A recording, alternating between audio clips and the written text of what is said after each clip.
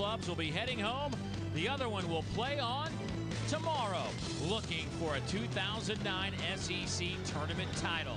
It's the 2009 edition of the SEC Baseball Tournament coming your way from Regent Park here in Hoover, Alabama, as LSU, the second-ranked team in the country and the #1 seed, takes on the 25th-ranked South Carolina Gamecocks.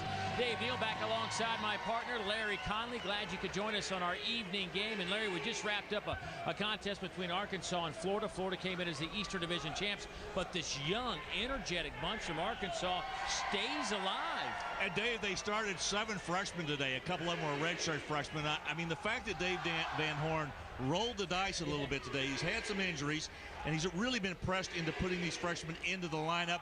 Boy, did they ever respond today. They could have been down and out today, came right back and battled and won that game. And they'll play again tomorrow. Now, of course, the winner of this one coming up, LSU and South Carolina, will also play again tomorrow. But let's talk about South Carolina before we get to LSU, because this Gamecock team was really struggling midway through the SEC season, Larry. They began to put it together not only on the mound, but they've been pounding the baseball. We saw that in their first game in this tournament when they had to rally late to pick up the win. They did, and they scored 4 runs in the 11th inning to beat an Alabama team to send them back to Tuscaloosa. Justin Dallas with this big double right here, heading down that left field line, really propelled them and got them rolling. And this is really a team that needed some help, and they got a big hit right there. They end up finishing second in the SEC Eastern Division to the South Carolina Gamecocks. Nick Ebert, one of the best hitters, certainly going in the Southeastern Conference. He'll have his hands full today taking on LSU's Lewis Coleman, who's one of the best pitchers going. But let's talk about LSU in terms of their bats. Here's a club that had to kind of rally. The #1 seed needed something good to happen. They got it last night. Well, they did, and they ran into a guy by the name of Mike Miner from Vanderbilt who beat them 4-1. But then they came back with a big pinch hit home run, a 3-run homer in the 7th. Derek Helenihi got a hold of this one, and it really pushed the LSU Tigers to where they are right now. You're right, they needed something positive, because looking at Miner pitch all night is not a lot of fun. Well, we've got ourselves a pretty good baseball game today to wrap up what has been a good afternoon of baseball here on this Elimination Friday. Who will stay and who will go? We'll find out in a couple of more minutes. LSU and their faithful on hand. Lewis Coleman, their ace, trying to shut down the hot bats of South Carolina. Stay with us. First pitch and lineups around the corner.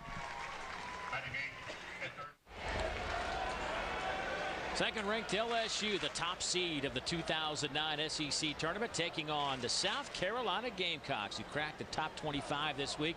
There is Paul Manera of the LSU Tigers. Coach Manera has done a marvelous job since taking over for Smoke Laval, who, of course, replaced the legendary Skip Bertman over there in Baton Rouge, as South Carolina takes the field to get loose for this important game. South Carolina, certainly a club that's playing for a lot here in the tournament. Here's how Paul Maneri's group will go about their business offensively. DJ LeMahieu will lead things off for the LSU Tigers, followed by Ryan Schimpf. Then it's Blake Dean, who's been swinging a pretty good bat, ends up with 58 runs batted in to lead the team. Micah Gibbs behind the plate, 284. Mikey Matuk at center field, 324. Sean Ochinko at first base. Jared Mitchell out in right field hitting 7th. Derek Helenihi at third base, and Austin Nola is your shortstop and hitting 9th. On the mound for South Carolina, Larry, Nolan Belcher, the diminutive freshman. Yeah, he's a 5'8", 155-pound freshman, as you indicated, out of Augusta, Georgia. Went to Greenbrier High School. 4-3 on the year.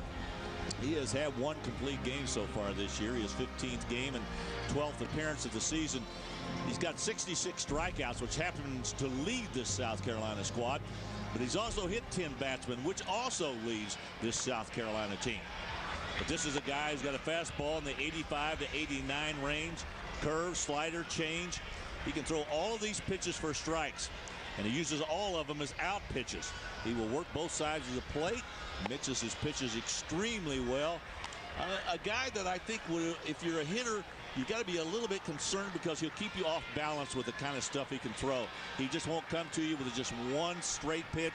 He may give you 3 or 4 different looks each time you go up there. Yeah, his baseball will move. There is no question that he will throw up. I don't want to say he's a jump guy, but his ball's always going to be moving. Here's a look at that defense, Larry, and a pretty good outfield. Yeah, it is. D'Angelo Mack is in left. Whit Merrifield on the all-defensive team in center field. Jackie Bradley Jr. in right field. The infield, third to first, Crisp, Haney, Wingo, and Ebert. Pretty good infield there. Kyle Enders will do the catching of the pitches of Nolan Belcher. We showed you Belcher's numbers, and we talked about him earlier. Enders a good receiver behind that plate. So the South Carolina team that lines up against an LSU squad that won every series they played this year except one. And that was against the University of Tennessee. They beat South Carolina 2 out of 3. Gamecocks looking for a little revenge right now. Both of these clubs 1-1. And Dave, somebody's going home after this one's over. There is Ray Tanner looking on. Nolan Belcher will throw you a lot of breaking balls, but he starts LeMahieu off with a fastball. He brought the heat on that one. Belcher not a guy, a power type pitcher as we talked about. He's, matter of fact, a young guy that early in the year, a lot of guys were questioning why Ray Tanner was hanging with him in the rotation. He was really struggling.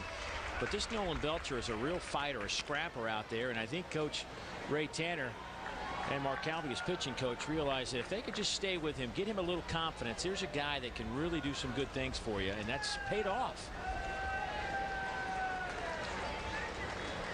The 1-1. There's that breaking ball that doesn't have a good grip on it. Leaves it outside. South Carolina came into this tournament the hottest team in the league.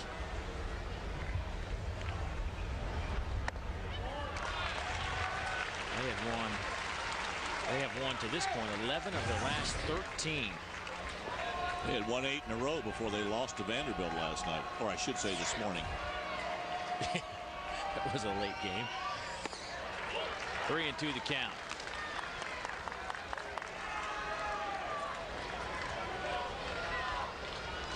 Belcher has struggled a little bit on the road, but he has been very good when he's pitched at Carolina Stadium. His last outing was dynamite against the Georgia Bulldogs. And a career high in strikeouts, went double figures in that department, which followed up a great performance by Sam Dyson the night before against Georgia when he set a career high. Dyson, I think, had 13 in that game.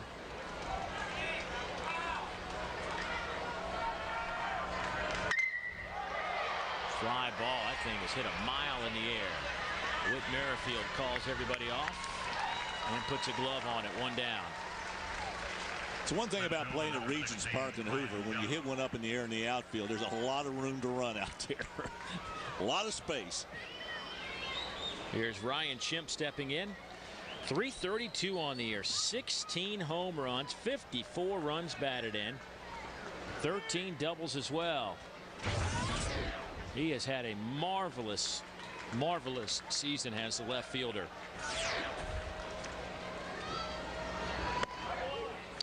There's a strike to Schimpf, 0-1.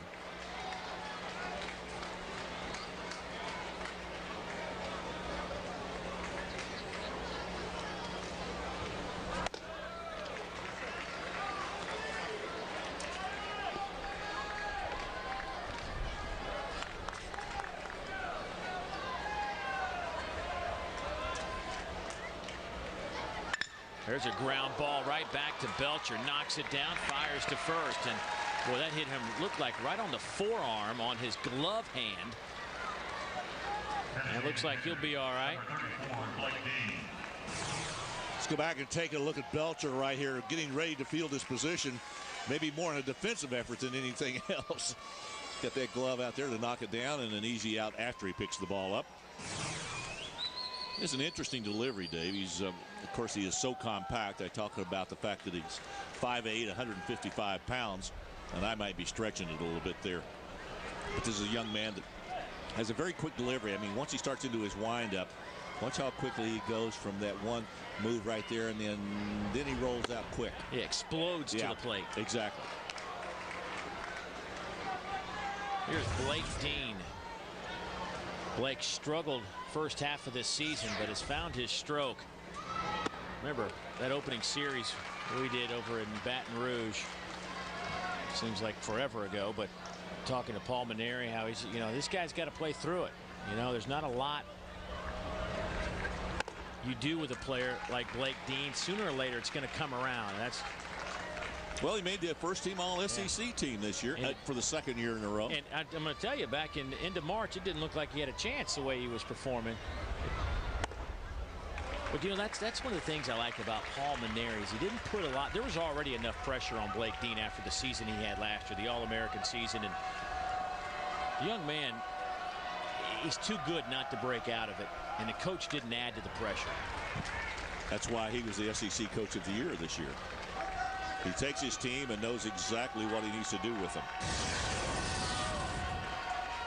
Look at the numbers. I mean, if that doesn't tell you the story of Blake Dean's season, I don't know what does. The first 23 versus the last 34. When he came to this tournament a year ago, you almost didn't want to pitch to him. I mean, he literally was a guy you would think about walking every time he came to the plate. Micah Gibbs on deck if Dean can reach.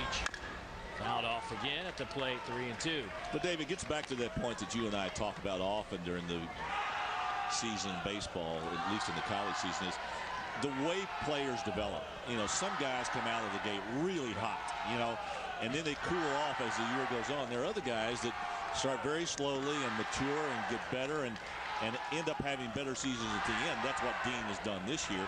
Then there are the other guys who are consistent throughout, I mean, from beginning to end. And there's some who just aren't very good.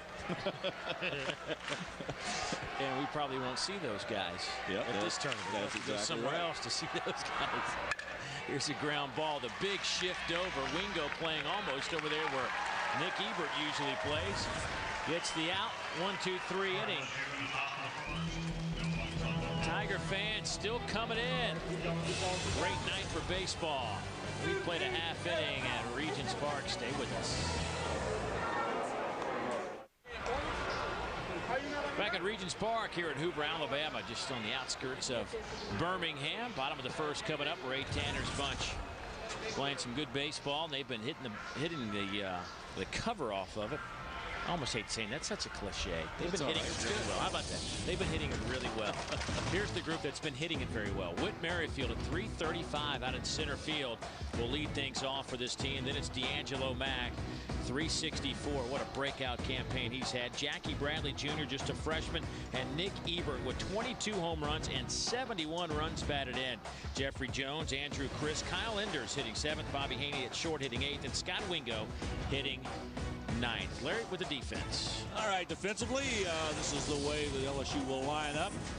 Shep, Batuk, and Mitchell in the outfield. That is an outstanding outfield, by the way. Very, very fast. On the infield, Helenihi over at third. Nola has become a fixture at shortstop. LeMahieu down at second. Ochinko over at first. The battery tonight, Micah Gibbs behind the plate. He'll be receiving the pitches of maybe the best pitcher in the SEC, Lewis Coleman. He is 10-2 on the year. Those 10 wins are the most in the Southeastern Conference. He's thrown 90 in the third innings. He's given up 12 home runs this year, but his earned run average of 2.99 is second best in the SEC, and he has struck out 105 people, and that is number 4 in the SEC. I think you're safe to say that nobody's been better than Lewis Coleman this year. The young man was a guy that I think coming into the year, you know, it was kind of the unknown. Would he be your closer, your bullpen guy with a spot start? First pitch by Merrifield, blooped in, almost grabbed by Nola, the shortstop. Good effort, but a single. Whit Merrifield's on to lead things off. Nice effort by Nola that time, but Merrifield got just enough of it to get it over his head. Oh, it went right off the edge of his glove.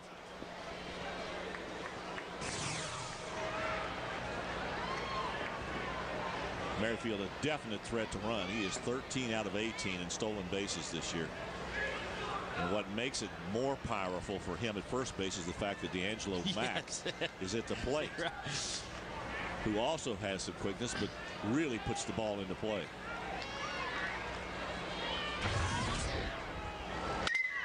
First pitch swinging. How about this? You're not going to see that double up very often. LSU had him played perfectly. Coleman got Mack to roll over on the pitch, and an easy double play for the LSU Tigers. It goes LeMahieu to Nola, over to Ochinko. Outstanding. 28th double play of the year turned in by LSU.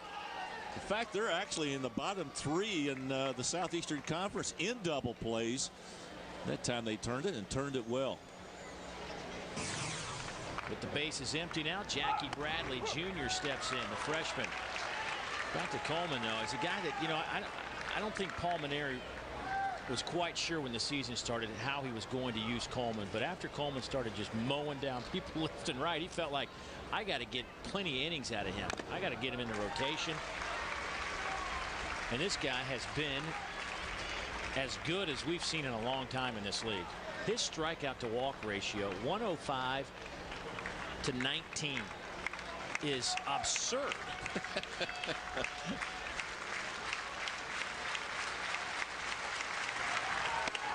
You know, the other thing, too, and you and I talked about this last year when we saw him again the first time we went down to Baton Rouge to do that Ole Miss series. His delivery is so strange. I mean, the way he lines up, he actually steps more toward third base and then comes across his body. But we'll talk more about that later. And it is very, very effective. So Coleman with his 106th strikeout of the year. And the Gamecocks go down 1, 2, 3, folks. That's just a nasty slider. Nasty, nasty, nasty.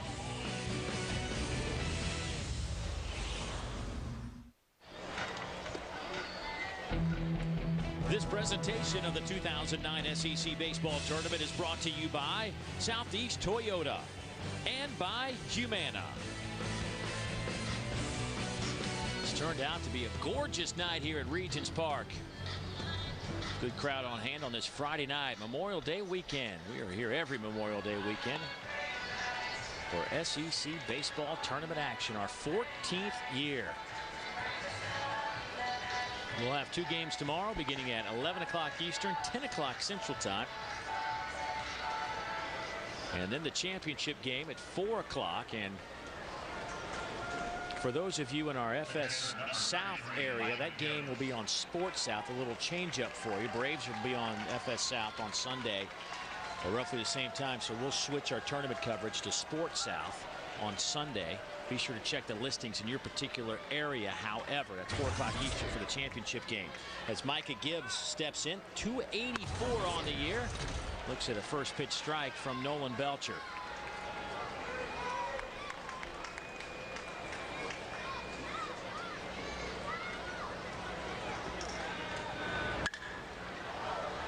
That's popped up into the seats. How about Georgia and Vanderbilt? 2-0 in this tournament. The teams that you could argue were the teams that were playing probably as poorly as anybody of the 8 coming into this tournament, maybe even anybody in the league.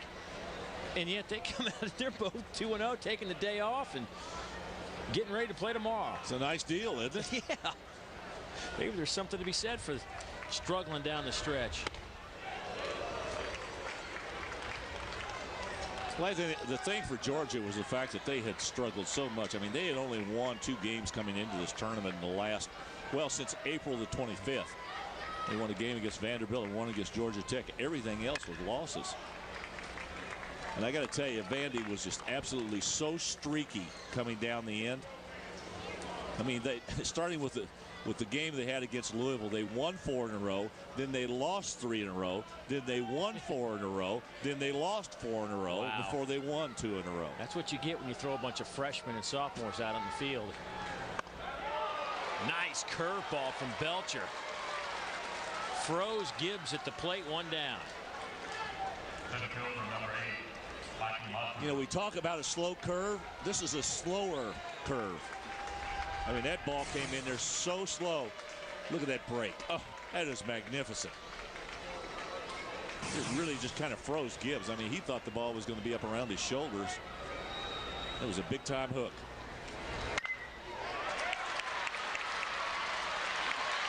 Montook wastes no time. He's on board with an infield single.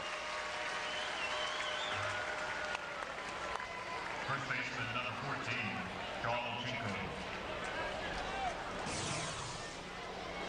Montook went right back up the middle. I thought for just a moment there that Scott Wingo was going to be able to come up with that and make a play on it, but a little too tough to handle. He had the reins a long way to his right. So one on with one down. Here's Sean Ochinko. Sean, 326 on the year. Only one guy, actually two guys in this LSU lineup hitting less than 300. Gibbs at 284 and Austin Nola hitting ninth at 229. You know, I was looking at some numbers nationally, Larry, coming into this tournament, and usually the SEC is one of the top conferences in terms of hitting in a lot of categories, but they only have one team inside the top 80 in batting average, and that's Alabama, which ranks 22nd.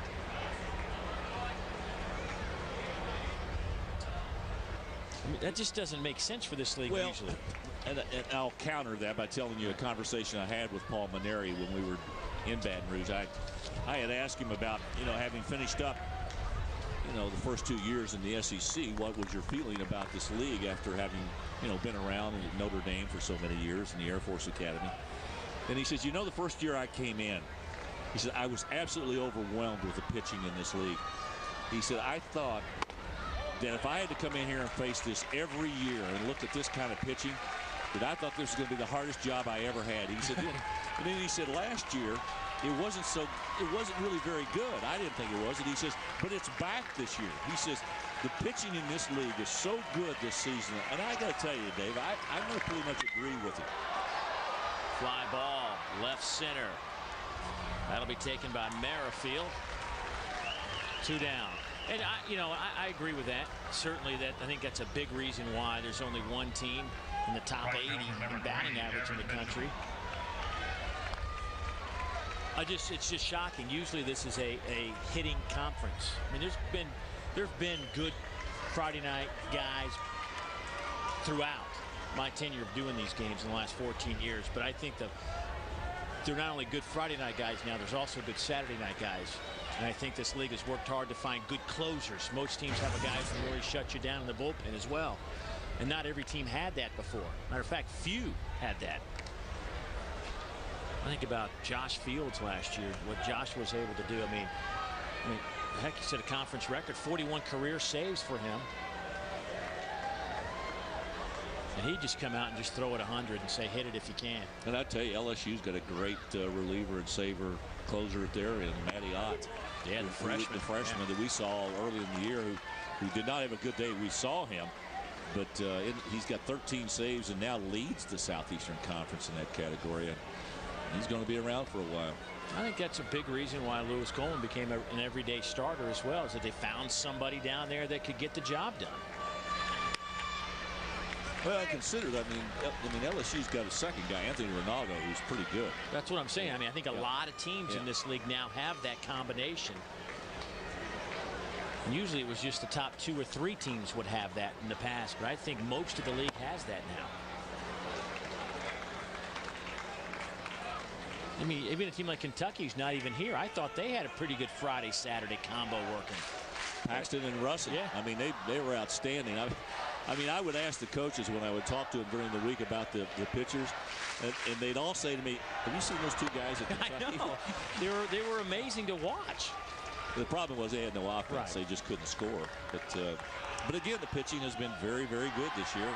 I agree with that man right there. I think Paul Maneri is absolutely right. I think the pitching is much improved over last year.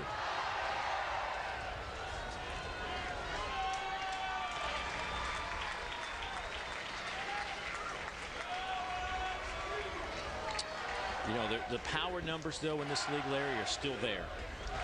Well, I think they'll always be there. This league has, 4, 5, 6 teams in the top 17 in terms of home runs in the country.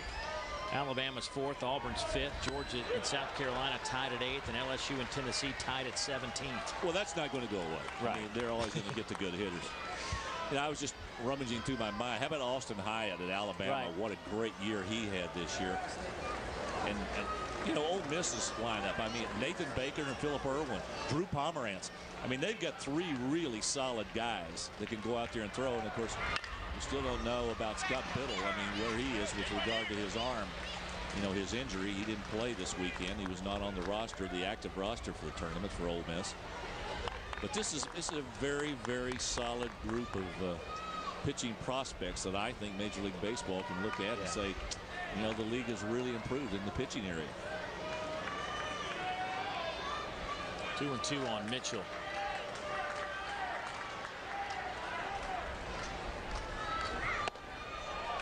Fastball misses outside.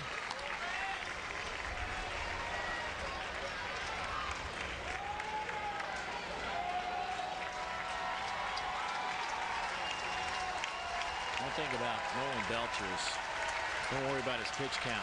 He's a guy that can throw you 115 pitches a game.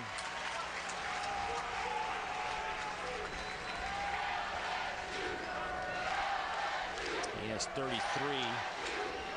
We're not quite out of the second yet.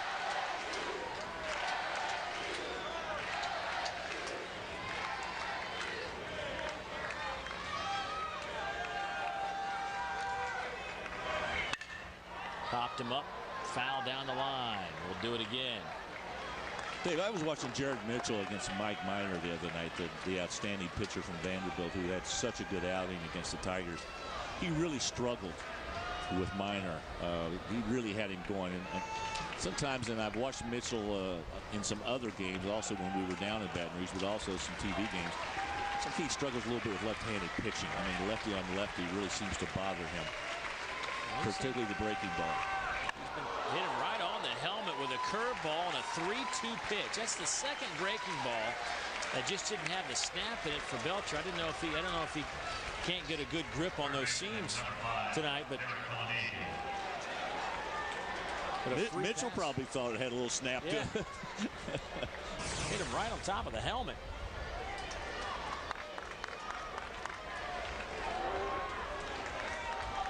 Well, thank goodness for those hard helmets, huh? How about the guys? How about the guys who didn't play with the helmets back in the day? A lot of concussions. Or they were very quick. Either one. You learn to be quick. Oh, they had a pickoff out at second base. Matuk, I think, would have been out had Wingo been able to hold on to the ball. I agree. Well, what a nice turn. Let's watch this again. Ray Tanner probably a little upset. Look at this. I mean, if he catches that ball, he's dead. I mean, he has got him dead to right. He never gets back to the bag. I tell you what, that could have been interference on Wingo as well, grabbing the jersey. Surprised that Matuk wasn't allowed to get to third base. Pop up down the right side. Jackie Bradley Jr. to the line. And the freshman puts a glove on it. So LSU will leave two. They pick up a hit. But we are scoreless after 1.5.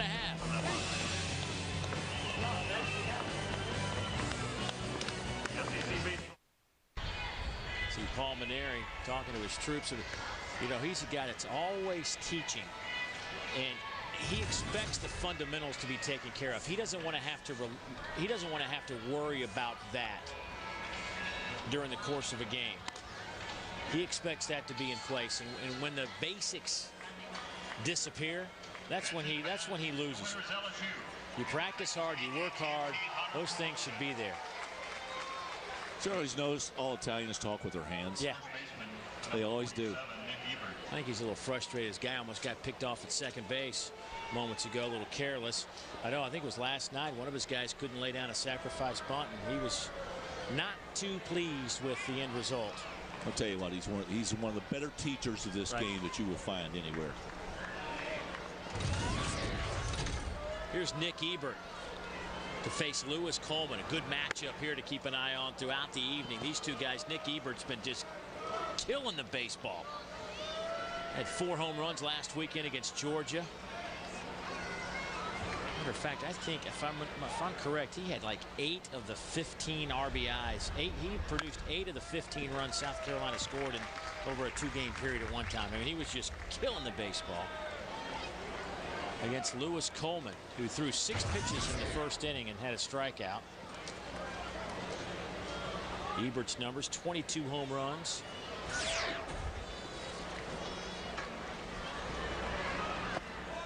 He ends up, Nick Ebert, tied for second in the league in home runs with Cody Hahn. He surpassed Rich Poitras right down the stretch.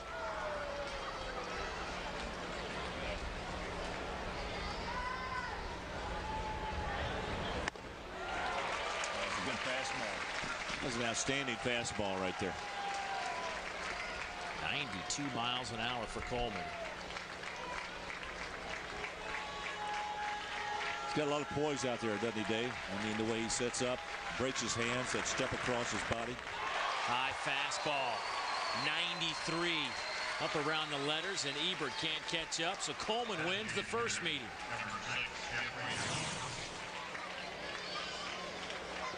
Well, that had some zip on it, too. Right up around the letters, maybe even a little bit higher. And the K line begins for Lewis Coleman. Here's Jeffrey Jones. Jeffrey, the designated hitter.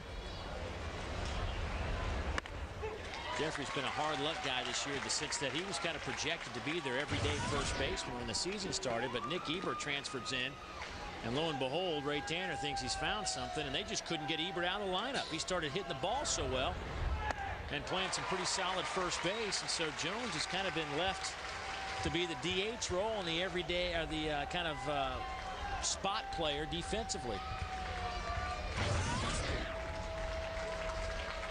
Jones 243 with 12 runs batted in. 0-2 on Jones. Ooh. 1-2. It looked like a hard slider coming across there. It looked like it started on the outside part of the plate and ended off the plate on the inside part. Andrew Crisp awaits on deck.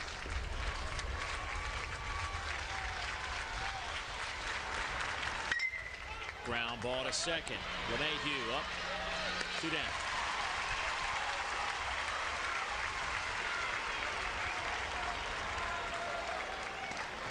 Third baseman, number 2, Andrew Crisp.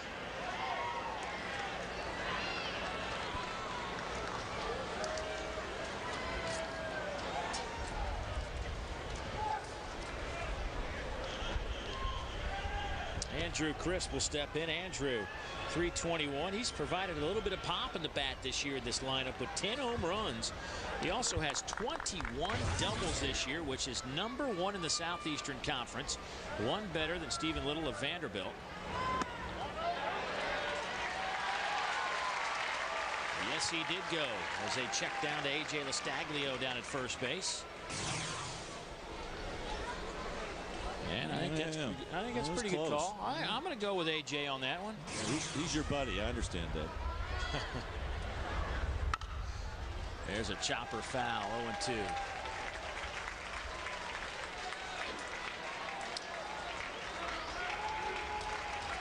see Andrew Crisp, only the second Gamecock ever to lead the conference in doubles. The other was Steve Thomas back in 2002. Thomas had 26, so good way to finish your career. Andrew Crisp, the senior for South Carolina, chases another slider. 1, 2, 3 go the Gamecocks.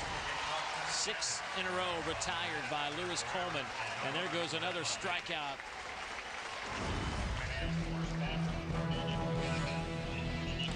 That is just an overwhelming slider.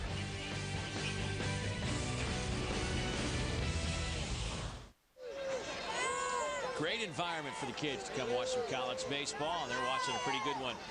Top 25 showdown. South Carolina, well, back in 2004, this was a group that put it all together as they rolled to the SEC tournament final and take on Vanderbilt.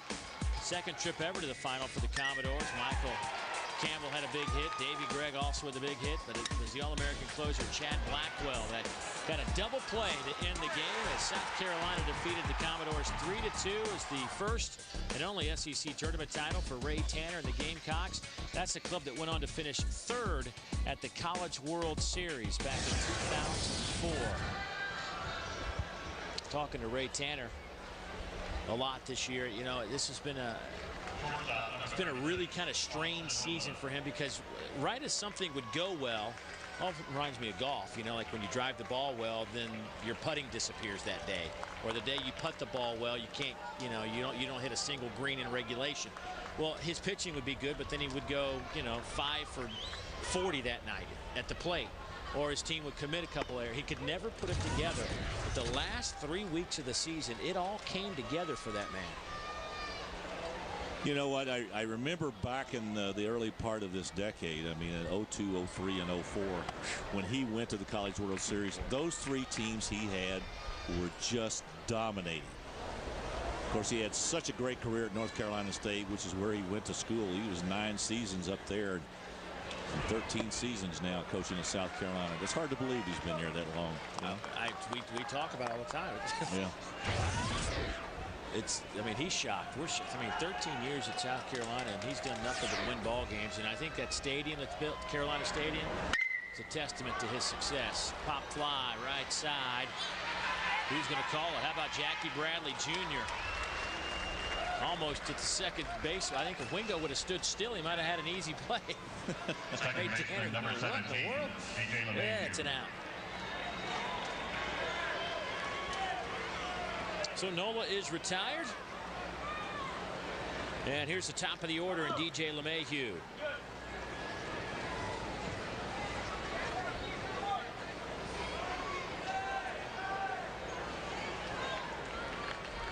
LSU, we're talking about South Carolina's only win in this tournament championship was back in 04. How about LSU? I mean, this is a team that is, I think, built for tournament play. It seems like they have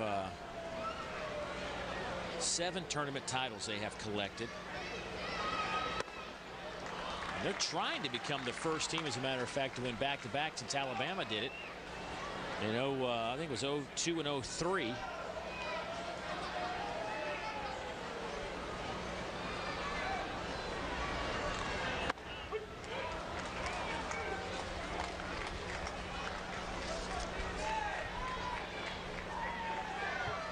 Alabama and LSU tied for the most SEC championships in league history.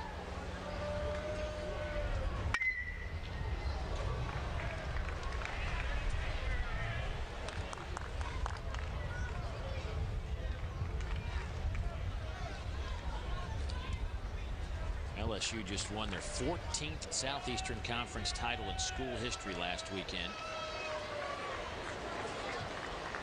Throw that in with tournament titles and regular season championships. And oh, and by the way, they have won 5 College World Series too. I didn't know. Yeah, I just thought I'd throw that yeah, in. I didn't know.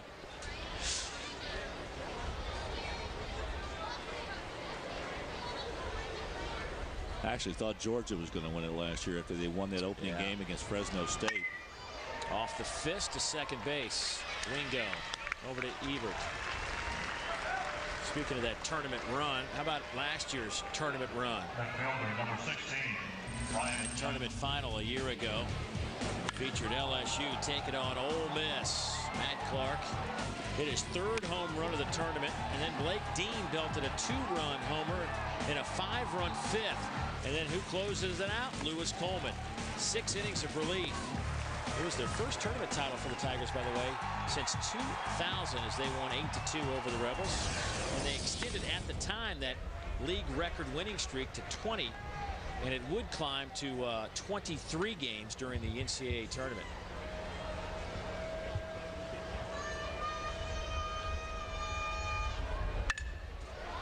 There's a line drive into left. D'Angelo Mack did make the catch. I had to wait for a signal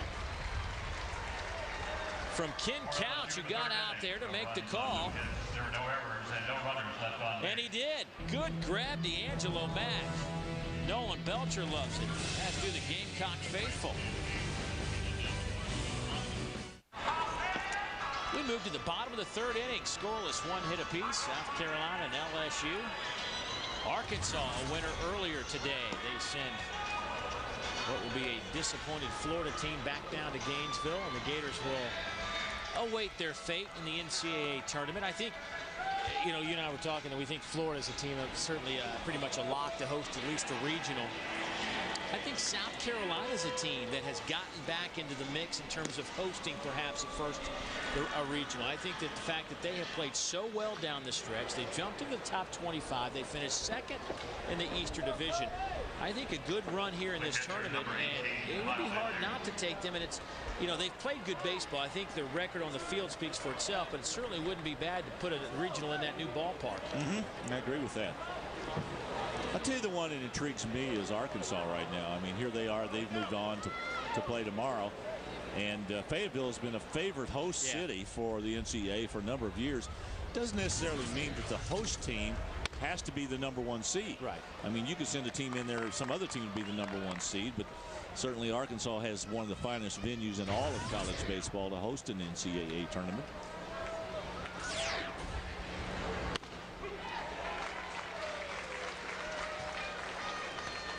To watch the evolution of the stadiums in this league in the 14 years I've been around it has been amazing.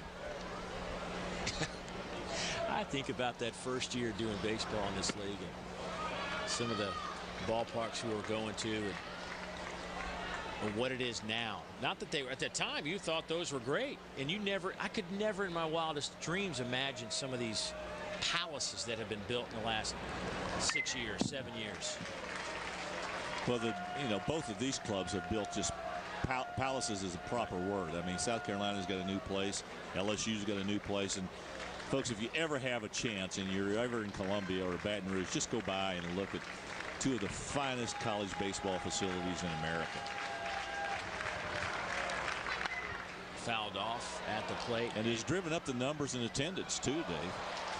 Oh, they set a record, I believe, almost 1.7 million or something like that. I think was the in total. Yeah. Well, you should ask. We will give it to you. 1.754. The average is definitely up. It was a little over 4,000 last year. You know, you can't overlook the renovation that was done at Oxford University Stadium, Swayze Field over in Ole Miss. You know, they didn't go the new facility route. They spent about half the money that LSU and South Carolina did and renovated their ballpark, and it turned out to be awesome. We had a chance to go over there for a weekend earlier this year. Another fastball up in the upper 80s by Coleman, and Kyle Enders goes down, and yet another strikeout for Lewis Coleman. It's 4th strikeout registered out there by Coleman as again he goes up the ladder, and that time he got Enders to chase one again above the ladders.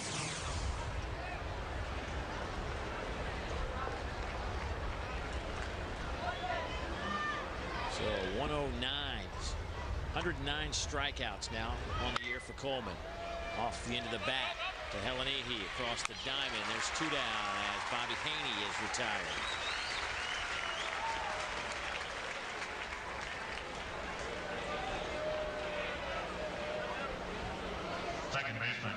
There's Coleman, Buckvich, and Hyatt. 10 wins, 9 wins, 8 wins. Coleman actually, this is his 19th appearance, but only his 12th start on the year. Imagine that he'd been penciled in as a starter from the beginning of the season. He might have been up to around 13 wins, perhaps. It's fun to watch these guys develop. We saw Coleman last year a little bit and saw that he could be very good. Matter of fact, in that championship game we just showed you a while ago, 6 innings, scoreless baseball. That's foul into the seats. And you can see the young man had the potential, but his off season works on a couple of pitches, gets better control of them. The next thing you know, he's coming out here mowing down everybody in this league. Scott Wingo has been hitting it pretty well of late. Had a home run in that final series against Georgia and South Carolina. He was hitting around 168 when that series started last week. It's up around 209 right now. That's a strike. 1-2 on Wingo.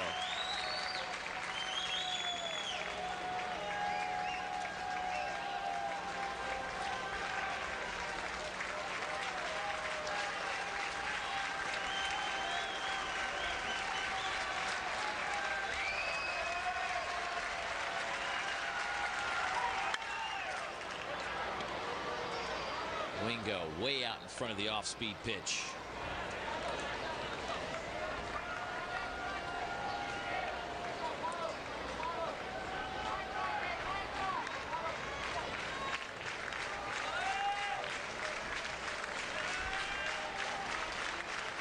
fastball? I think so.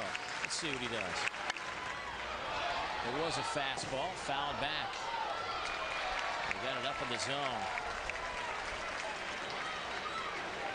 You know, Dave, to this point, South Carolina's not been able to catch up with that fastball. But I've got a feeling if they keep going through this, turning this lineup over again, they're going to start to catch up with that fastball.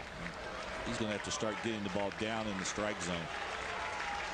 He's been successful so far because he's just not been able to catch up with it. Here's a chopper to short. Nola over to first. Wingo retired. After the leadoff single to start the game by Whit Merrifield, Lewis Coleman has retired 8 straight. We played 3 and we're scoreless. For a better life. You're watching Fox Sports South. Sun setting here in Hoover, Alabama at the 2009 SEC Baseball Tournament. It's Elimination Friday. Loser goes home in this one. We are scoreless, and the big reason is our 2 pitchers, Nolan Belcher of South Carolina and that man, Lewis Coleman of LSU, who has retired 8 consecutive. And he has been just off the charts all season long. Look at his ERA at 2.99. Opponents hit just a measly 211. And you can add 4 more strikeouts to that 105. He has 109 now on the year, and his 10 wins, of course, lead the league. As we move to the 4th, I will turn it over to Larry Conley. Thank you, Dave Neal. And we do go to the 4th. 0-1-0, 0-1-0. That's what the line score says for both LSU and South Carolina. We'll be looking at LSU's hitting order, the 3, 4, and 5 hitters. Blake Dean, Micah Gibbs, and Mikey Matuk. Some of the crowd on hand. It's a nice evening in Hoover, Alabama. Here for game 10 of the SEC baseball tournament. Belcher's ready. He delivers a pitch on the outside for a ball, 1-0. One of these 2 clubs is going to have to head home after this is over with. The other one will advance tomorrow to play the University of Georgia. LSU, the #1 seed in this tournament, finished up the season, at least right now they are 42-16, but they finished up the SEC season at 20-10. They were co-SEC champions with Ole Miss. University of Florida won the Eastern Division. The Gators lost today, and they are on their way back to Gainesville. Ole Miss and Alabama have also gone home. The pitch outside, 4 pitches to Dean, and all 4 were balls, and he trots on down to first. They'll bring up Micah Gibbs, the catcher. Catcher number 33, Micah Gibbs. Here's the Western Division standings. LSU and Ole Miss again co-SEC champions. Alabama finished up at 18-11, a good year for Jim Wells' club. And Arkansas, Auburn, and Mississippi State in the bottom half of the Western Division. Alabama played very well. They ran into some problems going to Auburn as Auburn beat them 2 out of 3 down there, and Alabama came back and won the Sunday affair. Finally got their bats untracked. Auburn's pitching was outstanding that last weekend. So Blake Dean's down at first for LSU. Micah Gibbs, the catcher. He was a strikeout victim, the first that Belcher got back in the 3rd. Or, excuse me, back in the 2nd.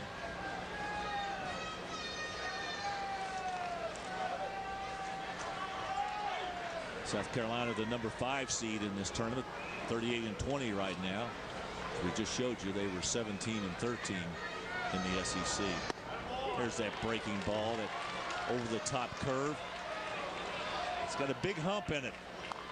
He throws it from about a 3/4 arm release, and then when it comes down, it comes shoulder to knee. 0-2 to Gibbs.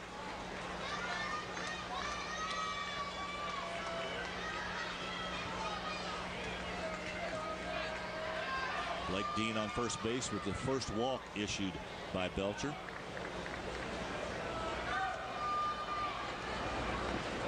Breaking ball again. That one stayed outside.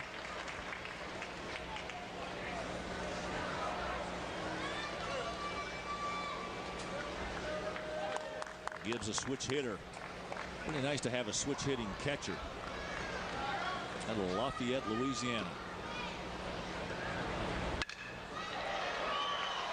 Puts a ball toward right field. Is back and makes the catch for the first out here in the fourth. He gets the ball back in, and Micah Gibbs will head back to the dugout. Mikey Matuk, the center fielder, will be up.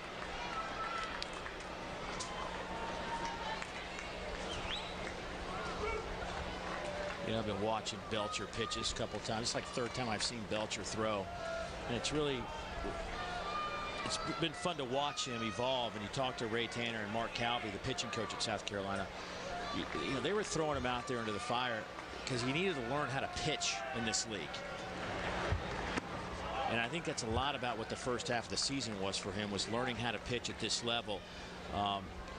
You know, certain guys you want to challenge, certain guys you don't. He's a fiery competitor, and sometimes his emotion, and he'd try to just pump a fastball in on a guy that, you know what, don't pump the fastball on him. It's okay if you walk that guy. It's just learning how to pitch. Some guys never learn. Right. And some guys can pump the fastball, and they're not going to hit it. But Belcher's not one of those guys. He's got to really, you know, he's got to work the zone. He's not going to overpower you. He's got a good curveball. He's got to change his speed. There's a weakly hit ground ball headed towards short. Cut off. Not cut off. No way the play was made. The third baseman came up with it. Andrew Crisp had nowhere to go with the ball. You know, 9 times out of 10, Larry, you say the third baseman needs to make that play. Always cut it off. It's the shortest route. In that situation, though, I think that should have been Bobby Haney's ball. I think the angle by Crisp, he almost had to make a complete shoulder turn to make the throw to first, whereas Haney kind of attacked the baseball and would have had an easier play. Look at it. You know, 9 times out of 10, that's the third baseman's ball. Yep.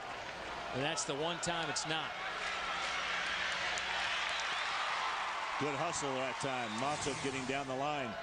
His second infield single. In fact, the only 2 hits LSU has so far. Sean Ochenko, the first baseman, stands in with runners at first and second. There's a breaking ball inside for a ball, 1-0. I would agree with you, but most of the time, the third baseman moving in that direction toward first base is going to make that play. But he had to go a long, long way to get that one. And the angle at which he was going as well. He was almost going away from first.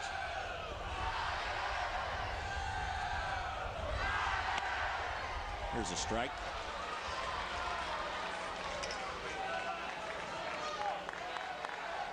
So the Tigers with runners at first and second now. Ochenko with a good year, 326, 44 runs batted in, 7 home runs.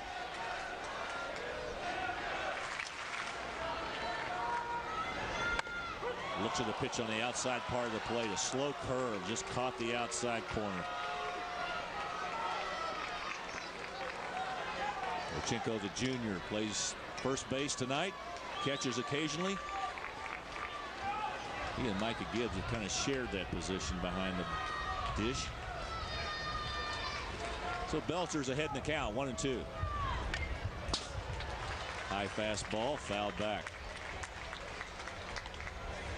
Jared Mitchell will follow Ochenko. One down here in the fourth. We've got nothing but goose eggs up there. Couple of infield singles for LSU. Matuk has both of them. And Whit Merrifield started the game off for South Carolina with a single. And he was erased on a double play. So it has been all pitching, at least to this point. Nolan Belcher and Lewis Coleman putting on a good exhibition of good, strong arms. And 2 guys that are total opposite in their physiques. Yes. One's 5'8", the other one's 6'3". There's a breaking ball. Headed toward third. Picked up. Crisp throws it across, and there's the second out. Both runners advance. So Ochenko's down, third to first.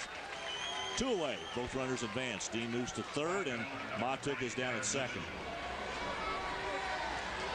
Jared Mitchell, the right fielder, stands in. He was hit by a pitch, hit in the helmet, which sent him to first base back in the second. He was left stranded. Mark Calvey out to talk to his pitcher Nolan Belcher. Mark probably calling this game tonight. Sometimes when Justin Dallas is behind the plate, Justin will call the game. They will let him call the pitches. But with Enders in there, I think, and a young pitcher like Belcher, I think Mark Calvey probably making those calls here tonight in that South Carolina dugout.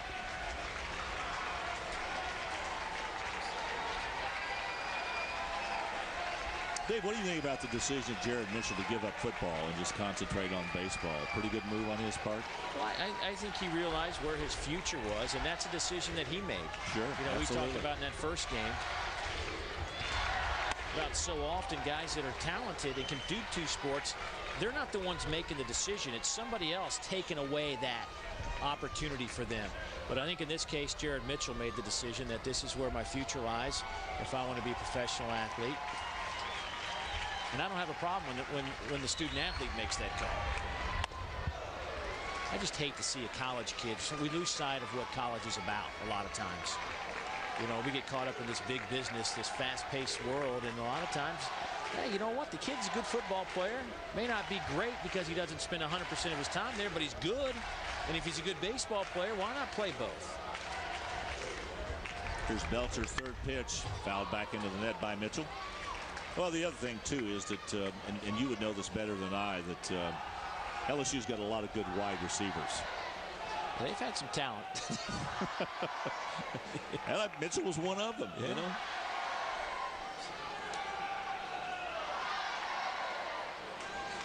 Two down here in the fourth.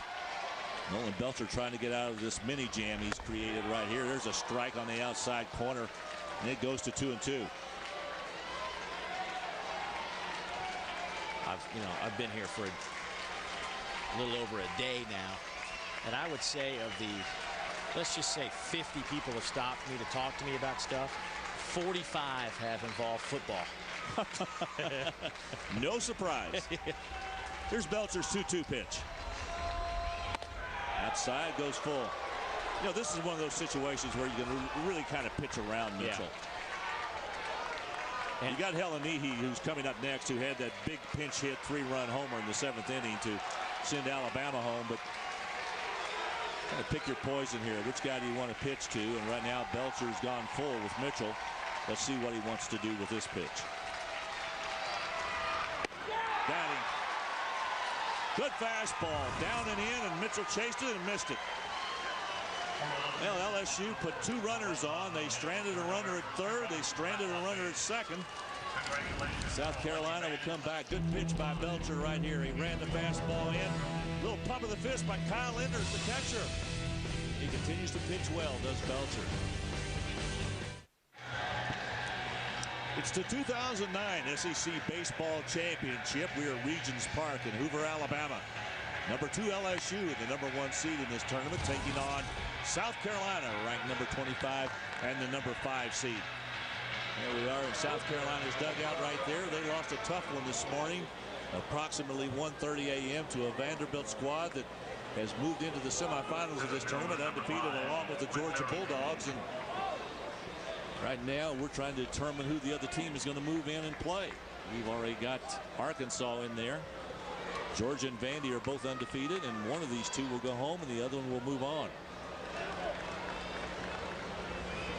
Whit Merrifield, who has the only hit so far that Lewis Coleman has given up. Coleman delivers a high fastball for a ball. Coleman has faced the minimum after Merrifield got on through a single. He was erased in a double play on the ball hit by D'Angelo Mack. Pitches down low for a ball. 2-0. Merrifield, with that leadoff single, extended his hit streak to 10 games. Coleman rocks and delivers. Merrifield hits it to straightaway center field. Matuk comes on, reaches up and easily gloves it for the first out here in the fourth.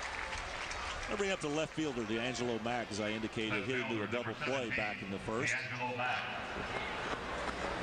Mack with a terrific year, leads this team in hitting with a .364 average, second in home runs, second in runs batted in. He has had a terrific year.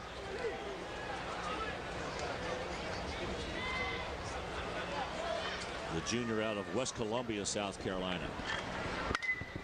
Sends a foul ball to the left side. Angelo Mack, a guy that came in here hot. He had a 17-game hit streak heading into this tournament. It has been since snapped this morning. Well, he has been a guy that's really kind of gutted it out throughout his career and gotten better each year. Another foul ball to the left side. 0-2. Coleman continues to work ahead against the hitters at South Carolina, and I think it's one of the reasons why they have been kind of kept off balance by this big rangy 6'3" or 6'3" thrower out there. You can see right there, and hits to Angelo Mack with 84 on the year. He is the third Gamecock to lead the SEC in hits. Angelo Mack hitting from the left side.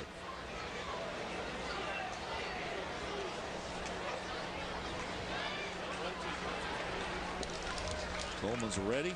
Here's that step across his body. Ground ball headed toward first. Nice pickup down there.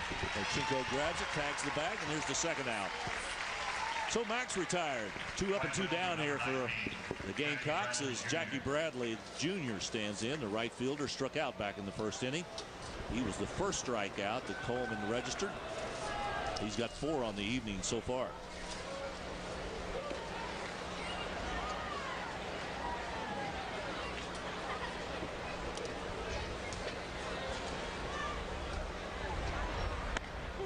There's a strike on the outside corner. Coleman looks very relaxed out there pitching into the 4th inning here. He's had a number of quality starts this year. This is a very solid and very poised pitcher.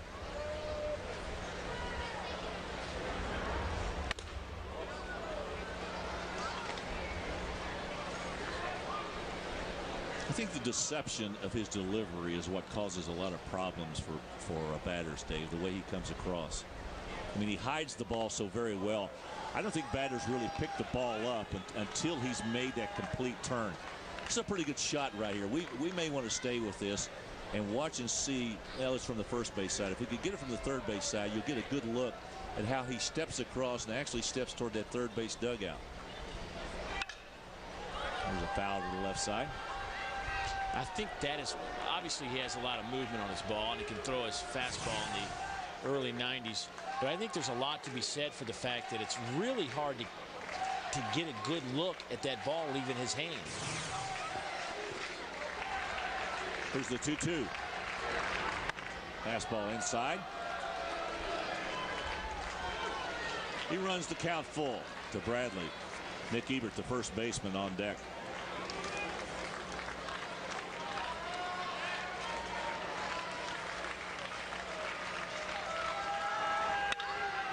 Ball hit fair right over that first base bag. Bradley turns first. He's heading into second. He'll coast in there with an easy double. Nice piece of hitting that time by Jackie Bradley, his 11th double of the year. Ochinko reached for it. It was just barely out of his grasp as he went right over that bag, and it was fair maybe just by inches. Yeah, you know, I think that probably fooled maybe Ochinko a little bit. It was hard to tell how hard that ball was hit. It always is. The sound on these bats is generally the same. But he was able to sneak it underneath the glove, and Bradley Jr. can flat out run. That freshman has got a load of talent. There are so many good freshmen in this league.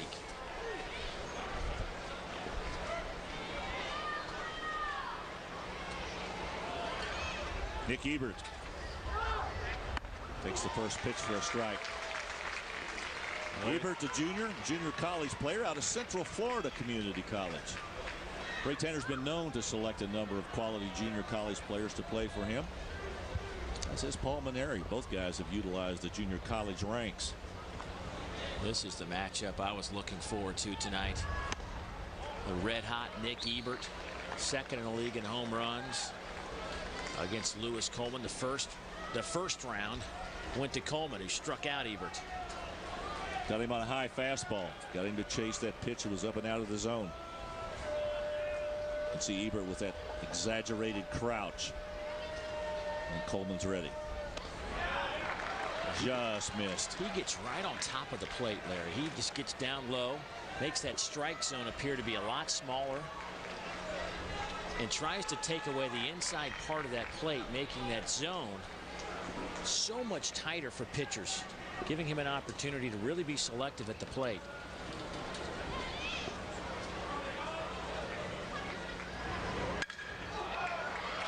Fouled back into the stands over the South Carolina dugout, about 8 or 9 rows up, and the guy makes a good catch.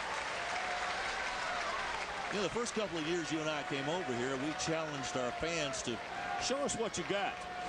And that ball goes into the stands. Let's see some catches out there. That was a good one. Maybe we can reestablish that, you think? 2-2. Well, my boys will be here this weekend, so let's not start this year.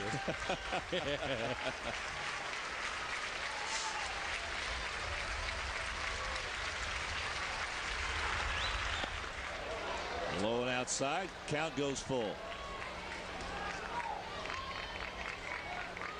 You're witnessing two of the better performers in the Southeastern Conference in the world of college baseball. Lewis Coleman, Dave indicated, one of the best pitchers in all of college baseball, and he's facing one of the best hitters in all of college baseball.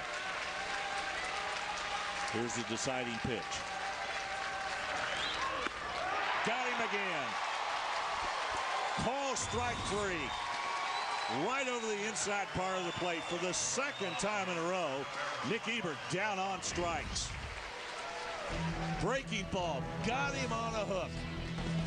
Oh, that was nice. Coleman's won those two. No score. Well, that says everything right there. That line score of 0-2-0 for both clubs.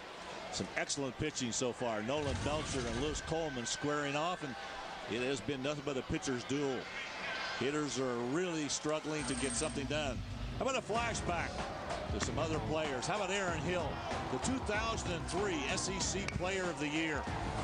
Had a great year with Toronto. He's hitting .340 at this point. Aaron Hill, another one of those good players that played in Baton Rouge. He was the 2003 SEC Player of the Year. But then they've had a few Players of the Year out of LSU. A lot of Tiger fans on hand here. We always get a good turnout at the SEC tournament from the folks of the state of Louisiana. And speaking of that, let's go down and watch Gary Kalanihi, the third baseman. As he looks at the first pitch for a ball from Nolan Belcher. I remember Aaron Hill. Look, could he hit? There's a high fly ball to left field. Mack drifting back right in front of the track, and now he's kind of staggering a little bit out there. Going left, going right, coming forward. But he made the catch. One down here in the fifth.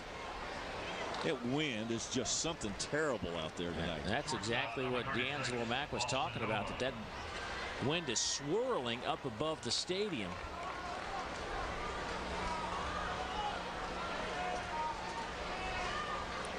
Getting updates that we're having gusts as much as 20 miles an hour.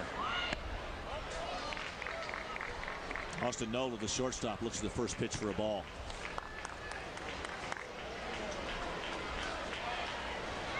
Belcher to this point has given up 2 hits. Mikey Ma took both of them infield singles. There's a pitch, it misses for a ball, 2-0. Everybody else on this LSU squad has not been able to deliver a hit. Jared Mitchell got on by getting hit by a pitch, and Blake Dean walked, and it's the only base runners that they've been able to put out there. 2-1.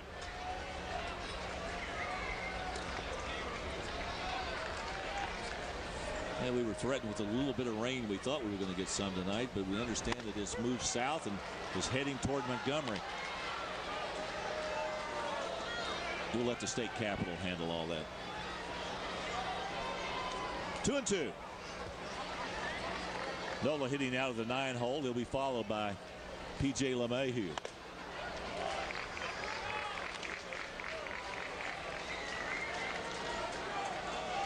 You know, Nola's been an interesting story, Dave. Since they inserted him in the lineup at shortstop, they have been winning and winning a lot of games. He sends a fly ball to center field. Merrifield coming forward. That Wynn's got it, and he makes the catch. These outfielders This isn't a routine day for these guys. Not only is this a big ballpark with a lot of room to cover, but these pop flies that get up in the air like that and have a lot of hang time, well, you better stay on it and not take your eyes off it for any amount of time. DJ LeMahieu, the second baseman, 0 for 2.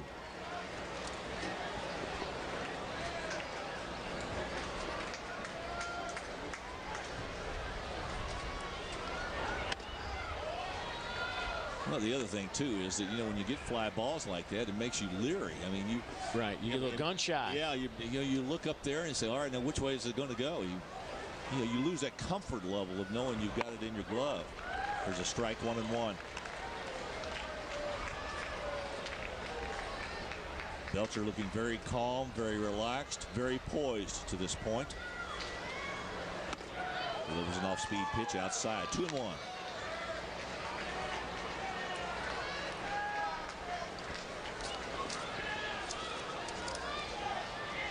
Mayhew with that upright stance sends a foul ball to the right side, out of play. Yeah, the one thing about LeMahieu, and I've talked to the coaches about this, they talk about his even keel and his personality. He never gets too high, never gets too low. A really good clutch performer, though. Gets a lot of balls to the right side. Here's the 2-2. Got him. Belcher gets him. So once again, Nolan Belcher continues to perform. That is his third strikeout of the game. He gets LeMahieu looking, and we will move to the bottom of the 5th. Well, we've got a good pitchers duel here. Once again, LSU and South Carolina locked up in a good one here in the Southeastern Conference Baseball Championship, the 2009 version, at Regions Park here in Hoover, Alabama. Lewis Coleman with 10 wins on the season, the most wins by any pitcher in the Southeastern Conference. He has been terrific. 110 strikeouts with the 5 he's got tonight. And there's a man that's matching him pitch for pitch. Nolan Belcher so far has had an awfully good outing. He has registered 3 strikeouts, and these two guys have given up only 2 hits so far this evening. Right now, Lewis Coleman will be facing the middle of the order, the 5, 6, and 7 hitters for South Carolina. Jeffrey Jones, the DH, Andrew Crisp, the third baseman, and Kyle Enders, the catcher. Jones stands in, Coleman's ready. The 6-3 frame rocks, and he delivers. Outside corner for a strike. Go figure, he throws a strike. I think that's 9 out of 18 first pitch strikes. 9 out of 19, maybe. Here's the 0-1. Belcher. Foul back, 0-2. Belcher was 8 out of 18, I believe, for Belcher, and it's 10 out of 14 first pitch strikes for Coleman. We've got him with 53 pitches so far. We're talking about Coleman. We got a 6-pitch first inning with a strikeout.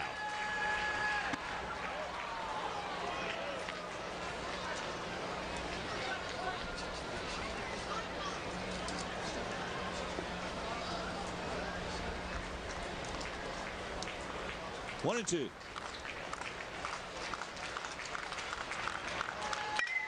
There's that slider hit right down to the first baseman Ochenko. He grabs it, steps on the bag, and there's the first out. So Jones is gone. It brings up Andrew Crisp, the third baseman. Third baseman number 2, Andrew Crisp.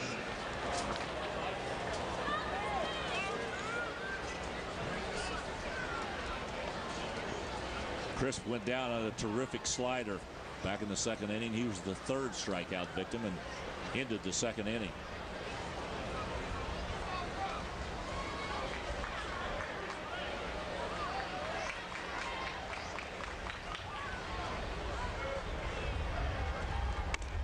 There's a fastball high and outside for a ball. 1-0.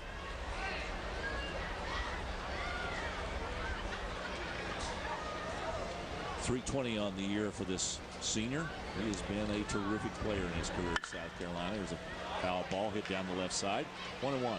And he's a guy that is a classic program guy. Whatever needed to be done, wherever he needed to play, Andrew Crisp was the guy. Out of Greer, South Carolina. It's not too far from Clemson, as I recall. Here's Coleman's 1-1. Swing and a miss on an off-speed pitch. There is no question that Coleman's best pitch tonight has been his slider, and he set it up with his fastball. I mean, his fastball has been good, but these guys haven't even come close to hitting that slider. We may get a good angle here to watch him step across his body. Now watch that right leg. He goes straight across and he comes right back. Nice grab. Comes up throwing. Got the second out. Lewis Coleman fielding his position gets Crisp as he goes down. 2 up, 2 down. The catcher, Kyle Enders.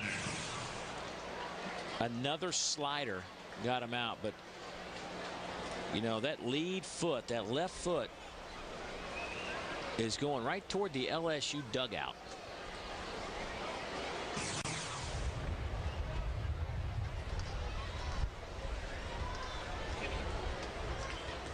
He's been good. He has been real good. Very good.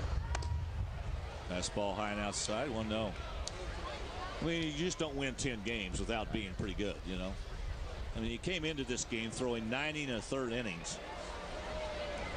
Before the season's over with, he will have thrown over 100 innings. And I always think it's of interest to me that when a guy steps out of conference play after all the scouting reports are done and everybody's had a chance to see him throw and they know what he does, now he will face up against some of the other competition in college baseball outside the SEC. I think a lot of teams are going to find him very perplexing and very tough to hit. Here's the 1-1. Fouled back into the stands. 1-2.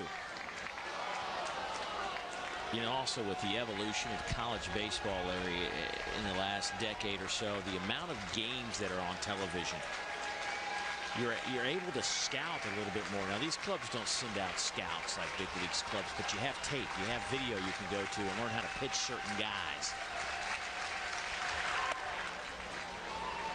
And I think LSU does a great job in that department. Well, most everybody now has a staff of people that sit around and break tape down. There are no secrets. I mean, by the time you get midway through the season, most of these games are being televised, and a lot of people who break these tapes down are able to show you the minutia, if you will, of pitching. You know, the little tricks that they have. For this guy is just simply coming at you with a good fastball in the high 80s, low 90s, and a wicked slider. Let's see if he throws an occasional changeup. Got him right down the heart. Enders was looking for something breaking. He got him with a fastball. 3 up, 3 down. I could put that on tape for Lewis Coleman. Yeah.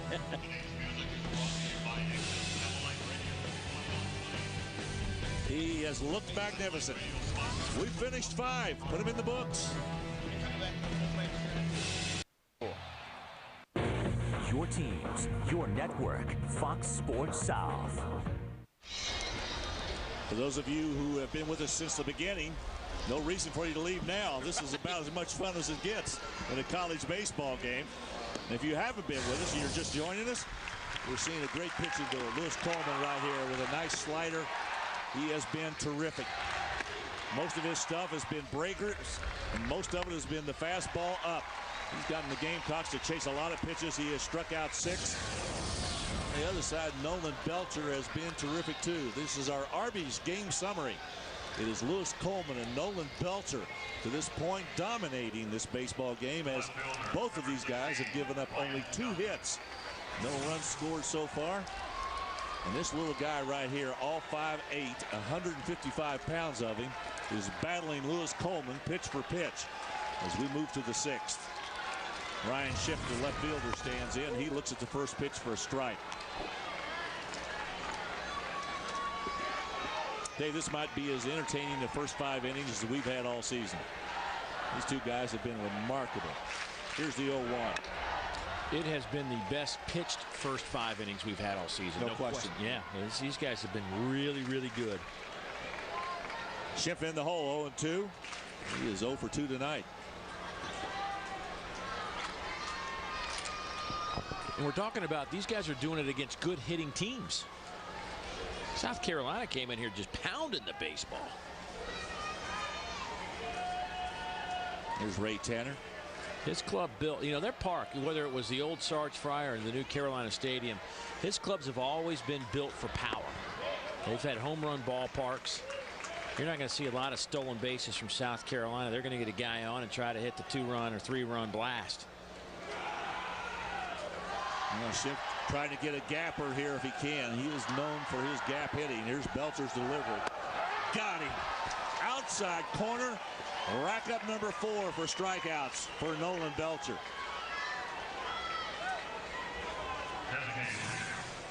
Well, Belcher not to be outdone. Goes fastball, paints the black on the plate.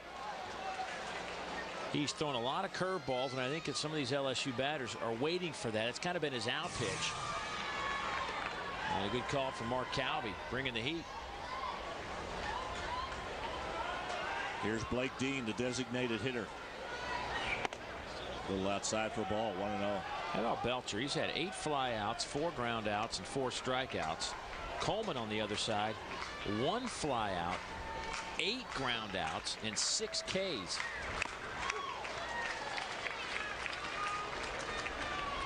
You know what this points up? That you can pitch a game in a lot of different ways. I mean, you got Coleman in there with the overpowering stuff, and Belcher is just working these guys to death. Pop up to the left side. Chris wandering over near the stands. It's about 8 rows up.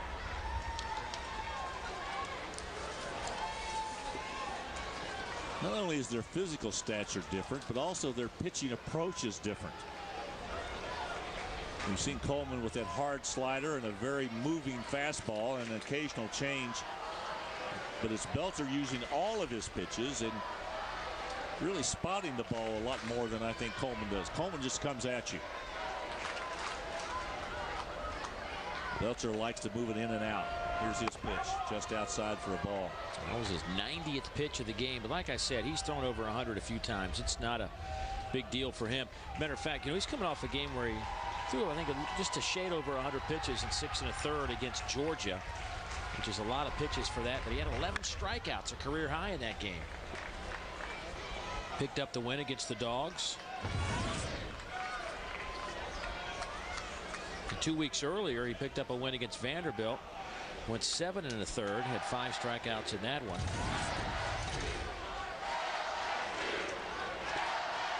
Here's the 2-2. Ground ball headed to left field. Base hit. Now Dean delivers the first base hit out of the infield. As he goes down to first base, and will bring up Micah Gibbs, the catcher. Number 33, Micah Gibbs.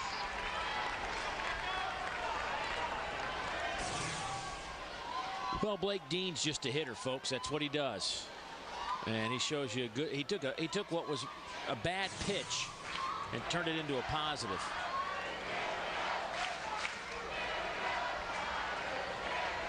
And if Blake Dean continues his tear like he has over the last 30-something games where he's hitting 377 and drove in a ton of runs. If he continues on that tear, that is just going to be a huge lift for LSU.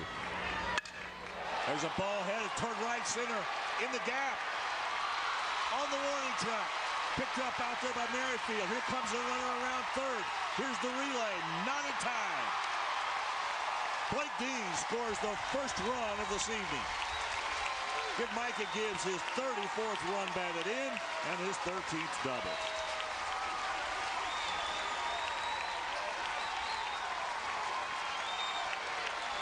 Back-to-back hits for the number 3 and number 4 guys in this LSU lineup as Gibbs extends his hit streak to 11 games with this double.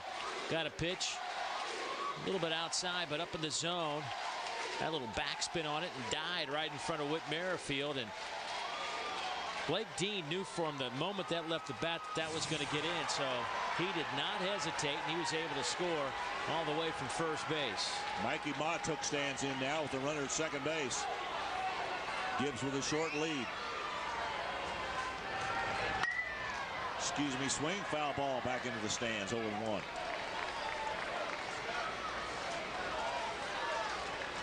The LSU team can strike quickly.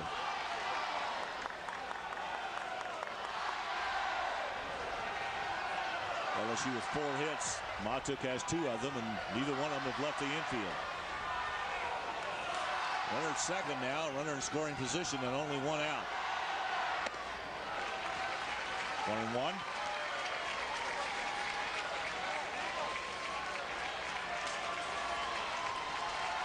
Nolan Belcher in high school, Larry, went 47-2. He had 516 strikeouts in 282 innings.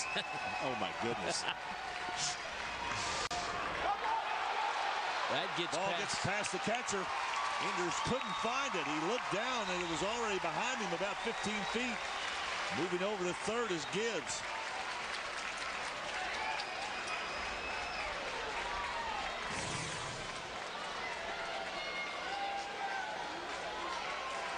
He reached down and there was nothing down there.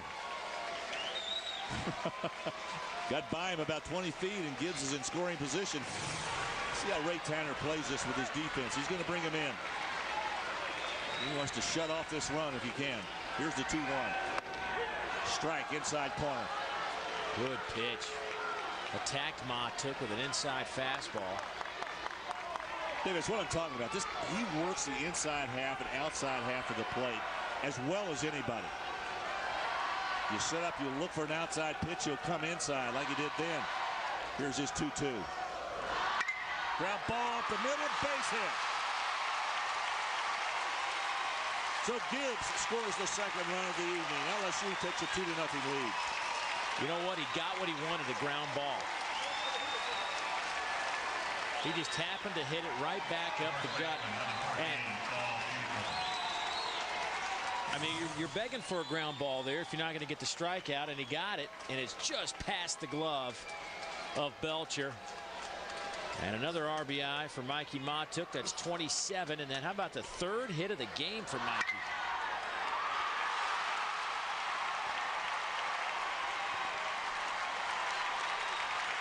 Well, I like the way this guy plays. How about Matuk, Dean, and Gibbs? That'd be 3, 4, and 5 in the lineup. They're 4 out of 8 today with a couple of RBIs. The rest of the team, 0 for 13 with 3 Ks. Hard to fault Nolan Belcher right now. He's only given up 5 hits. And only 1 extra base hit. And he's thrown 98 pitches to this point. I think the coaching staff at South Carolina, as Mark Calvey heads back to that dugout, they would love for him to get out of this inning before they have to go and get him. Sean Ochinko, the first baseman, 0 for 2. Still only 1 down.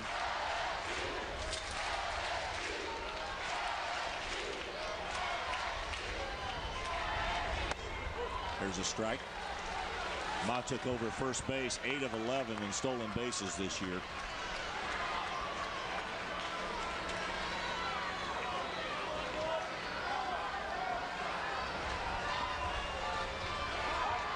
Throw over. Belcher would love to elicit another ground ball. This one preferably one of his infielders. Ochinko having a good year. 326 coming in.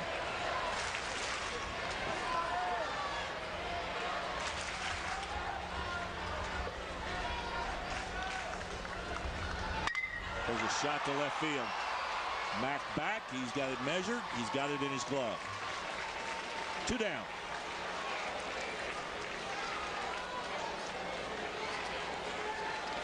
I think these outfielders like it when the ball's hit kind of on a line. They got a pretty good read on it. It's the ones that get up high above the tree line that have been causing these guys all kinds of problems today.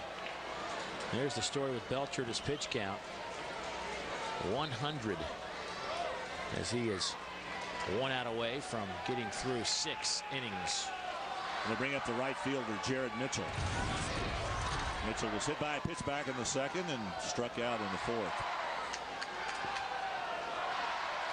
Matuk with a pretty good lead over there. There he goes.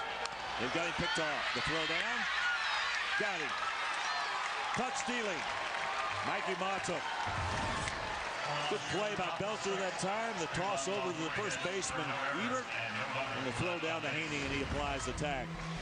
But not before. LSU put 2 runs on the board. They had 3 hits. Nobody left on. Let's go to the bottom of the 6th.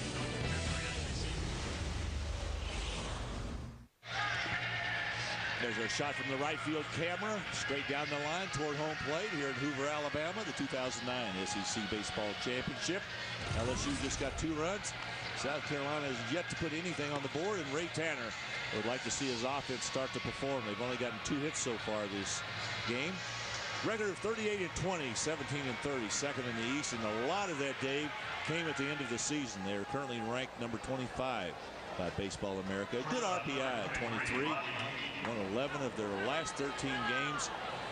26-9 at Carolina Stadium, their new home. Right now they've got their offense up to the plate, and they will start with their shortstop, Bobby Haney, then their second baseman, Scott Wingo, and then the top of the order in Whit Merrifield, the center fielder. Haney hitting in the 8th spot. On the left side, first pitch comes in for a ball. Coleman working his 6th inning. To this point, 6 strikeouts registered by Coleman. He's retired the last 4 in a row. And a foul ball to the right side. 1-1. You know, Haney has been a really good find for Ray Tanner. Think about the infield South Carolina had last year with James Darnell at third, Havens at short, and Justin Smoke at first base. You know, you could have argued that the Pedro Alvarez, Ryan Flaherty, Alex Feinberg group at Vanderbilt might have been one of the best all-around infields, but I would argue that, you know, you could make the case for South Carolina's group. But ground ball headed towards first. Machinko with an easy play on the bag, and 1 down. But I just think that, you know, replacing a shortstop is difficult, especially the kind of shortstops Ray Tanner's brought in. Reese Havens last year was just a sensational year. 06 and 08, the all-conference shortstop, and just not only could he make the plays defensively, but he was a heck of a hitter. As a matter of fact, you know, in minor league ball, in Double-A, I think it's Double-A, he already has 7 home runs. That's 2 more than Justin Smoke already has. Wow. You see that stretch by Smoke right there? Yeah. Absolutely love that guy. That was good infield. You know, that's good infield. You know, and it always, I got the SEC book this year, and I was looking through it, and I started looking at the All-SEC Baseball first team last year. First of all, here's a fly ball to left field. Schimpf is in pretty good shape. Underneath of it, staggers a little bit, but catches it. And Wingo is the second out. So 2 up and 2 down here in the 6th. But anyway, I was looking at that book, and I looked on there, and I saw Rich Poitras. And I was looking at his numbers, and I said, how could he not be first team? Oh, that's right. Justin Smoke was first team. Right. Yeah, Smoke is, you know, as Ray Tanner and I talked about a little bit last week about, you know, certain guys are just pro hitters. You call them that. Chipper Jones. The guy's just a professional hitter. It's what he does. Justin Smoke, same kind of guy. He's just a hitting machine. Here's Merrifield. Takes a half swing, called a strike, going 1. Witt's got 1 hit. He is 1 for 2 tonight.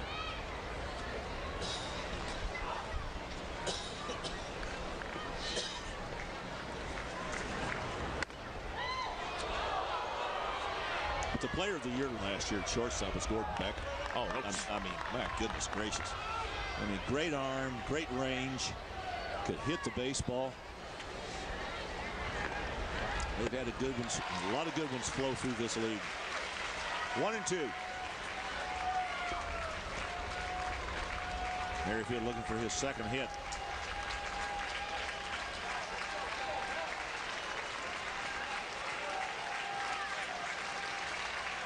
Here's the 1-2 pitch. Popped up right side. Machinko over near the South Carolina dugout, but it's just behind the dugout. You know, you mentioned Gordon Beckham.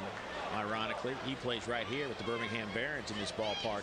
And remember, we talked about Josh Fields earlier, Georgia's unbelievable closer the last couple of years. Those two actually met a few weeks ago, and Beckham doubled off Fields.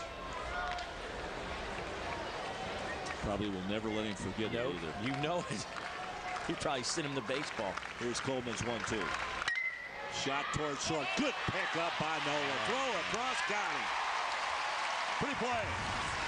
Flashing some leather out there at short. Nicely done by Austin Nolan. He's now retired 7 straight. Lewis Coleman has. The right-hander has been dominant. Oh, Nolan with a good play here. Let's go to the 7th. 2-0. Favor of the Tigers. Well, the night is over for Nolan Belcher. He threw 6 innings, gave up 2 runs and 5 hits.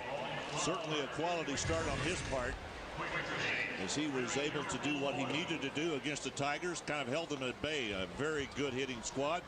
And we've got a new pitcher on the mound, Dave. Adam Westmoreland. Yeah, Adam Westmoreland, a big guy, left-hander, coming in. His job is to throw some strikes. 6'5", 280 pounds, a freshman out of Case, South Carolina. The story on Westmoreland, 4.4 ERA, 4-2 on the year. He has started actually 6 games this year. He has come out of the bullpen. This will be his 7th time out of the bullpen. He has given up 22 earned runs, 45 strikeouts, 30 walks. Opponents hit .236 against the left-hander. He will face Jared Mitchell to lead things off. Well, while you're in the flow, just go ahead and take it. All right. Look at you snack. Here's Westmoreland. First pitch. Whoa, heads up. Is everybody all right over that dugout? That just skimmed right over the top of the dugout. Everybody seems to be okay. And the little man, he's not crying because he got hit. He's crying because he didn't get the ball.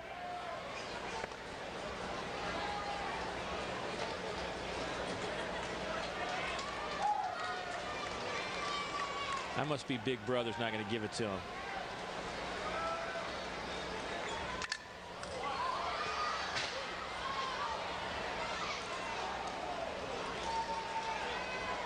One and 2 the count. Jared Mitchell was actually up at the plate last inning for LSU, but that was, well, Mikey Matuk was caught stealing.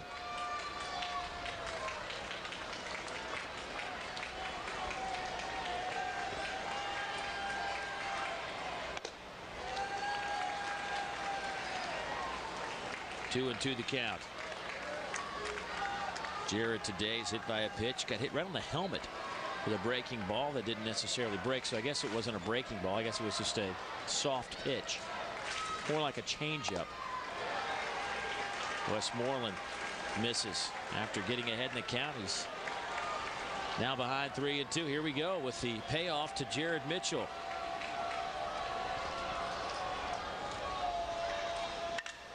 To third, Andrew Crisp.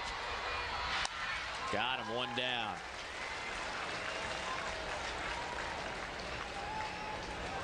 This has been a very well played baseball game. One of the best I've seen in this tournament in a while. We've seen outstanding pitching for both Lewis Coleman and Nathan Belcher, but we've seen some pretty solid defense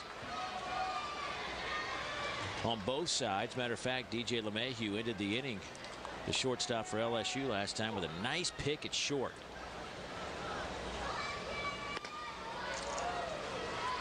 And misses a little bit low to Derek Helenihi.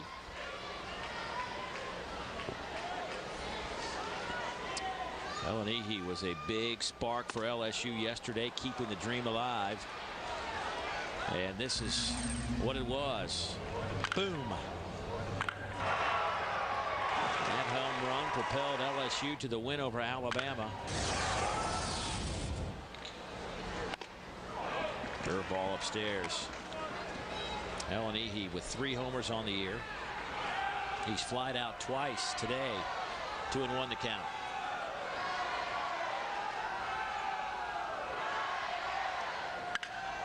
Line to center. Merrifield. Whoa! Wit! He's got a little smile on his face out there thinking, oh my gosh. That could have been more than just trouble. He's looking. That ball was inches from getting over his head. I mean, he took those 3 or 4 steps in, and all of a sudden he's going, oh, I'm going in the wrong direction. I don't care what sport you've played, you've always been in there where your body's going in one place and your mind's saying, this is not where I should be.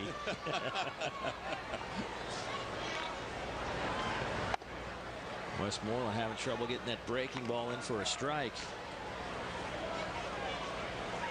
So Georgia and Vanderbilt back at their hotels getting ready for tomorrow's action. Vanderbilt already knows they're going to lock horns with Arkansas. Georgia awaits the winner of this one. The 6th and 8th seeds are 2-0 in the tournament. There's a look at the story for tomorrow, 11 a.m. Eastern Time, 10 a.m. Central. And then, of course, after that, we'll say roughly 2:30, 2:45. It'll be game 2. Now, if Vandy and Georgia win, they head right to the championship game in a winner-take-all scenario. But if LSU or whoever wins this game, LSU or South Carolina, they got to win twice tomorrow. And the same can be said for Arkansas. Haney across the diamond. Good inning for Adam Westmoreland out of the bullpen. 1, 2, 3, go the Tigers.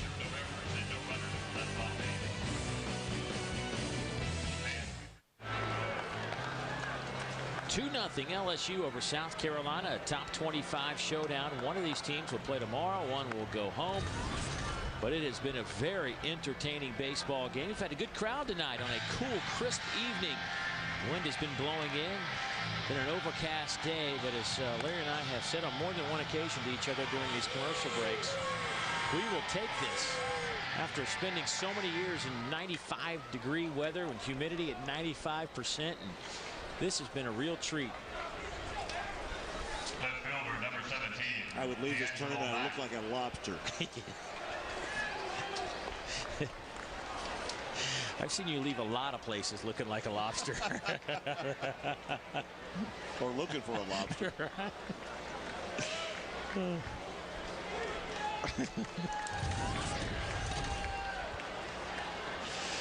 Oh, the good times. Lewis Coleman has been dealing since the opening pitch of this game. Lewis Coleman has retired 7 straight.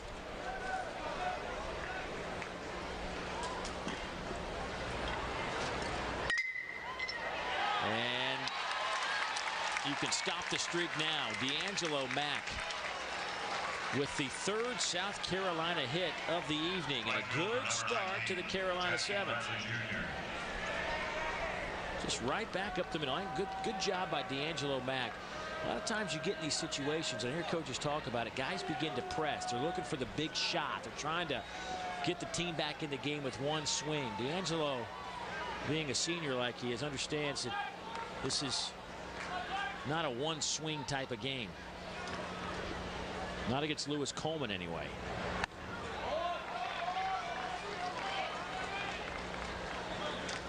I say senior, D'Angelo a junior. Here's Jackie Bradley Jr., the freshman. Out of Prince George, Virginia. Looks at a strike, 1-1.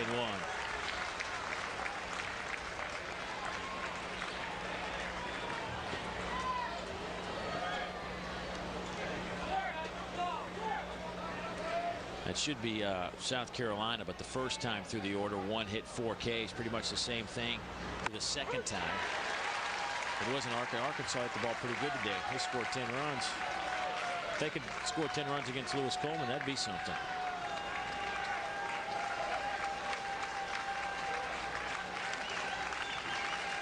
One and 2 the count.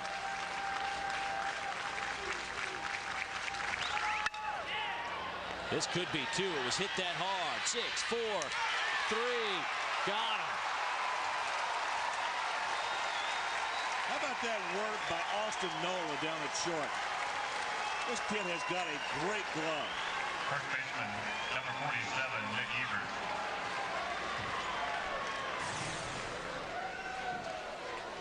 I go back and tell that story about Nola. He's become a real fixture in the starting lineup at shortstop.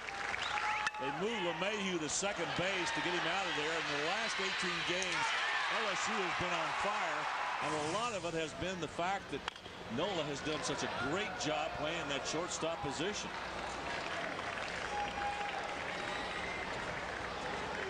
That was well played all the way around the diamond for LSU. And, you know, that's a tough break for Jackie Bradley Jr. The problem is you're not going to double him up much, but the problem was he hit it so hard. There's Nick Ebert, who struck out twice against Coleman. First 2 rounds to Lewis. Round 3 goes to Nick Ebert. 4th hit for the Carolina squad tonight. Designated hitter, number 6, Jeffrey Jones. And here's Jeffrey Jones. The designated hitter will step in.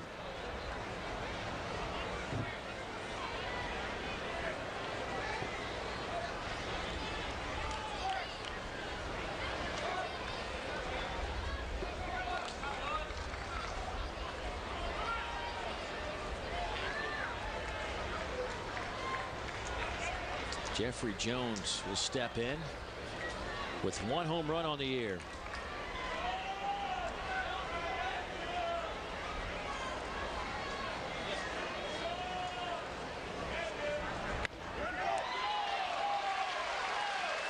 Jeffrey Jones thought he might have gotten hit by the pitch.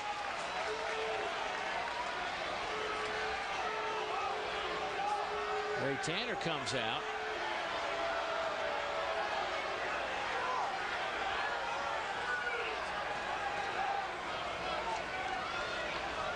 Talking to our home plate umpire, Jeff Head.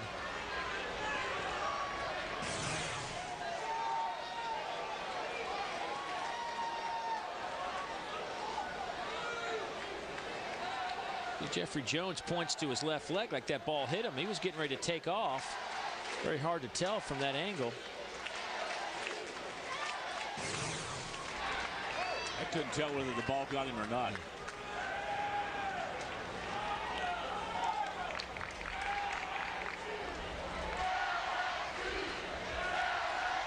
It was a strike to Jones. That misses. 1-1.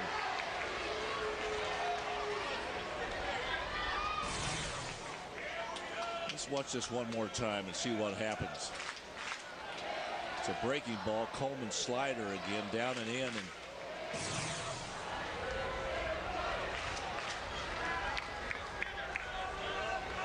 I just thought it was just a good pitch. 1-1 the count.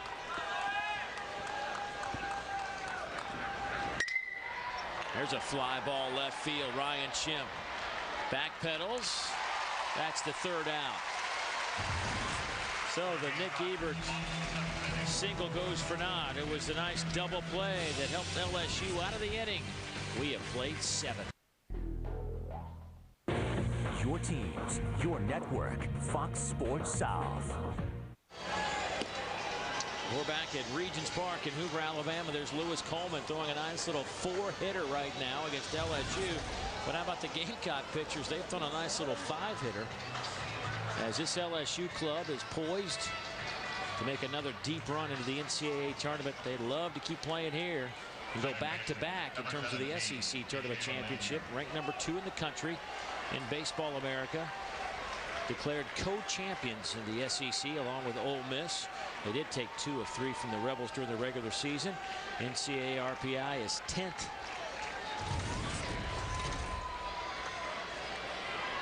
Adam Westmoreland working here in the 8th for South Carolina in relief of Nolan Belcher, who put together a fine performance tonight. The freshman left-hander.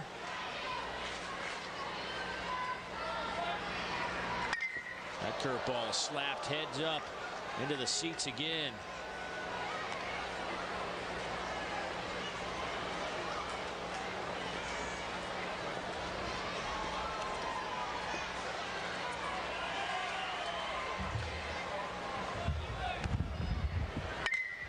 Fly ball down the right field line. Long run for Jackie Bradley Jr., and he won't be able to catch up to it. 0-2 the count to DJ LeMahieu.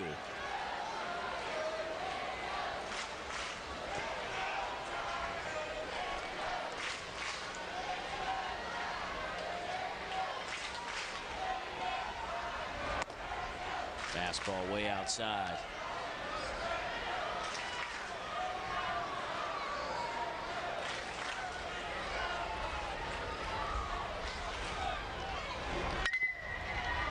Breaking ball, bad hop. Boy, that just ate up crisp. LeMahieu on his way to second. The throw from Mack, not in time. LeMahieu hustling down to second.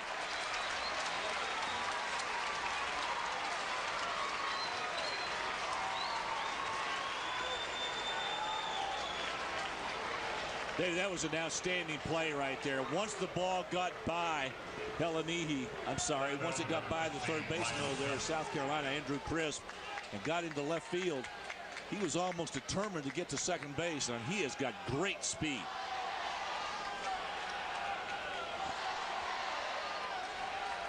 They're going to call it an error on Andrew Crisp. That was just the no man's land hop on him. So LeMahieu at second.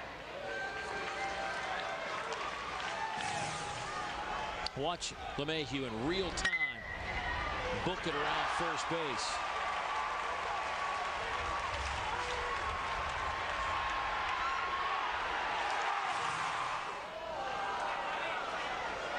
Just good hustle, bringing the energy.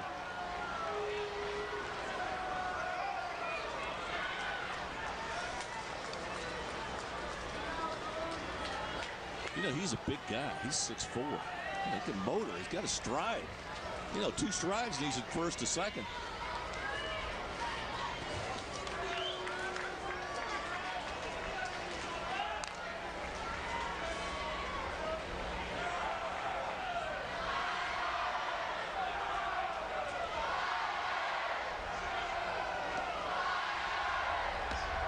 And that gets past Kyle Enders. Now LeMahieu is over at third. Well, that looked like Enders was looking fastball, and he got a breaking ball the way that Enders didn't really move the mitt. I think that's what they're talking about right now. The question is this a wild pitch or a pass ball? Well, that ball was moving, wasn't it?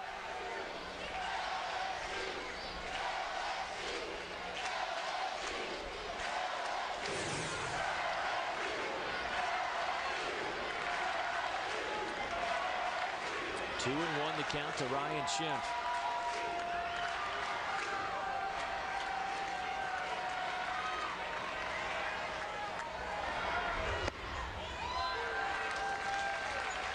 Three and one.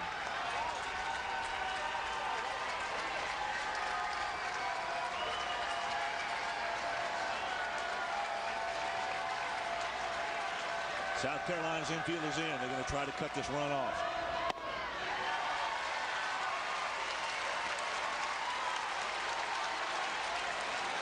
Now with nobody out, Ray Tanner, here comes Mark Calby out to the mound. Do you still play the infield in? Do you try for maybe the double play and keep it from being a big inning, or do you? I've got to cut the run off. I would keep the infield in because you've given up 2 runs right now, and the way Coleman is pitching, good chance they're not going to score a lot of runs. So you're down to 6 outs. I agree with that. Yeah.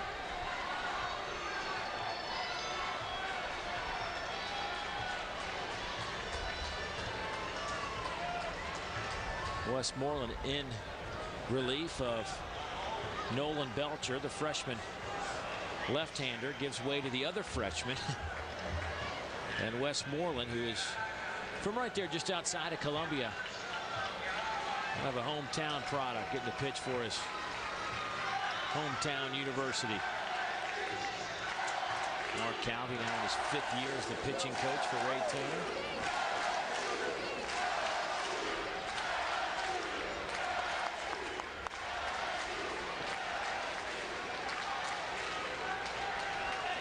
Tanner will leave the infield in. They are not going to allow that, or at least attempt not to allow that 3rd run to come home. I'll tell you what I do right now. I put Schimpf in motion.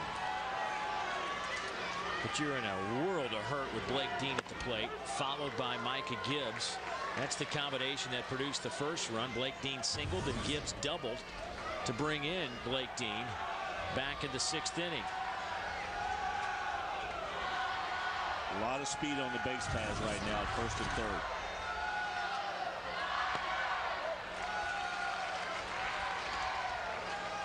And we have talked about the improvement he has made since the first month of this season. And Larry, I mean, here we go. These are updated numbers in the last 35 versus the first 23. 231 to 379. 12 homers to 2 homers. I mean, it's just, he's just been a tough out.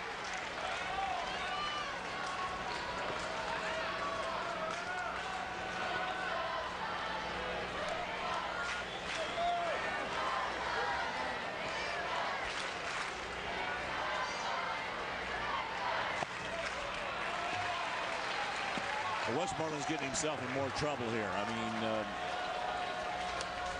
it really was not his fault that the error was committed over at third base on the ball that was hit to Crest was pretty sharp. But he walked Shampton. Now he's in trouble with Dean at 3-1. And now he's loads him up from Micah Gibbs.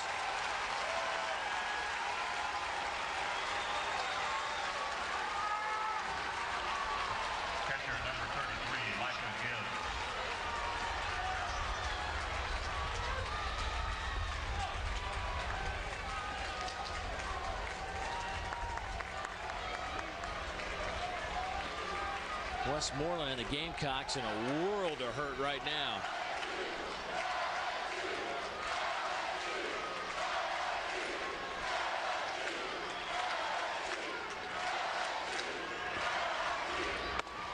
Fastball in there for a strike.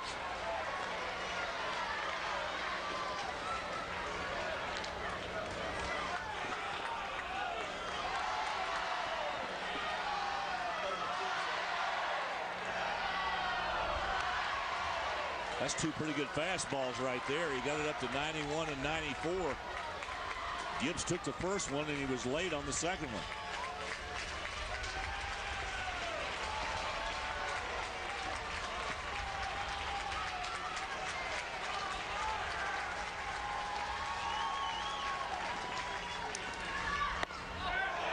Ooh, just missed.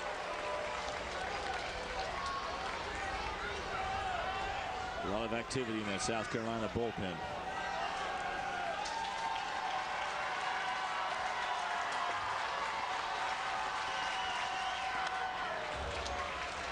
Boy, he got away with a high breaking pitch right there. I thought Gibbs was going to jump all over that one. Gibbs doubles, and that would score Blake Dean for the first run of the game.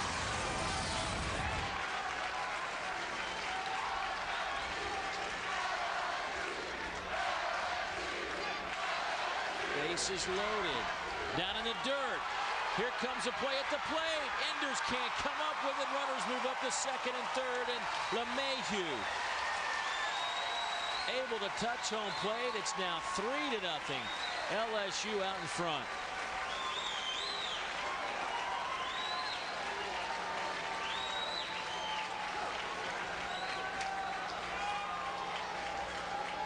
Let's watch this again. See what happens.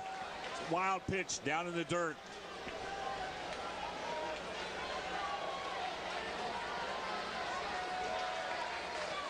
Boy, Enders hustled over there as quickly as he could. He just couldn't come up with the ball. I don't think if he'd have come up with it and made a good throw, it was going to be a good. It would have not been a close play. I thought LeMahieu was in there easily.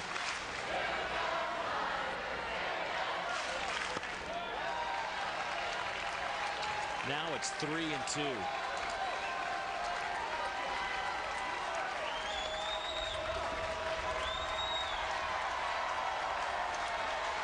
Still nobody out here in the eighth.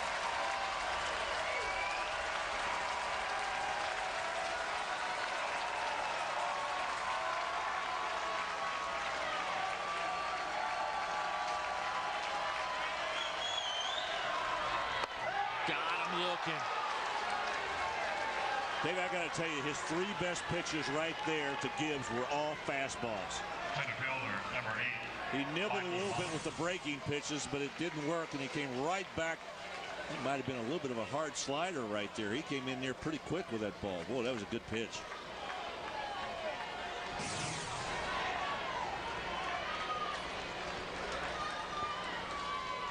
So Westmoreland will now try to get Mikey Matuk.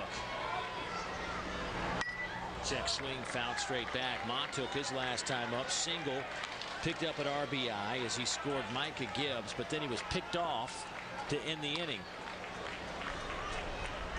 But Matuk 3 out of 3 today.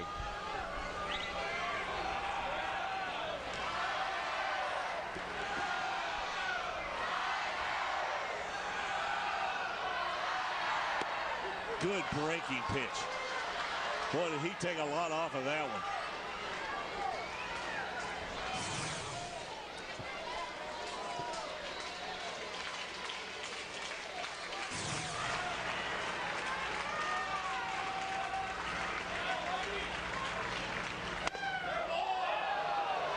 Ooh, good fastball.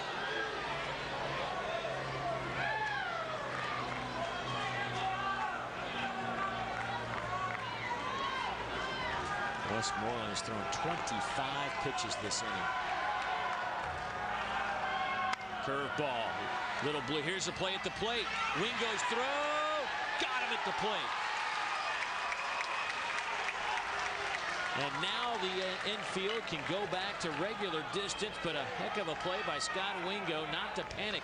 That ball had a lot of spin on it. First baseman, number 14, Sean O'Chico. Dave, that was a very close play. It almost looked like that he got underneath that tag. Watch Schiff again from third base. Wingo very quickly getting over there and didn't hesitate.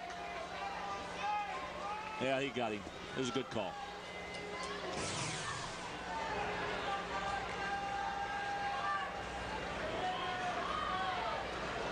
Here's Sean O'Chico. Blake Dean is now at third, with Matuk over at first. Fouled off at the plank. At the plate, Westmoreland now ahead 0-1.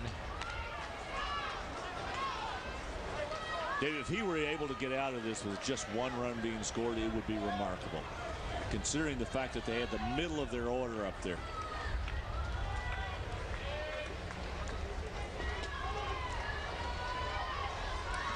She's locked in. She's trying to get a picture of Larry Conley for all the tabloids. She would be disappointed. Nice off-speed pitch from Westmoreland. 0-2 on O'Chico. Remember, LSU had the bases loaded and nobody out. See, she got the picture of you there, and she was smiling. She was very happy about that. She got you laughing. I'm going to bet she's the mom of somebody out there on the field, you think? Yeah. O'Chico delivers a 2-out 0-2 base hit. Here's a play to third. Over the head of Crisp. Now here's a chance to get the third out. And they'll say safe. But a run scores as Blake Dean touches home plate. But an 0-2 two-out pitch that is delivered to right field for an RBI single for Sean O'Chico. Give him 45 RBIs on the year, and it's now 4-0.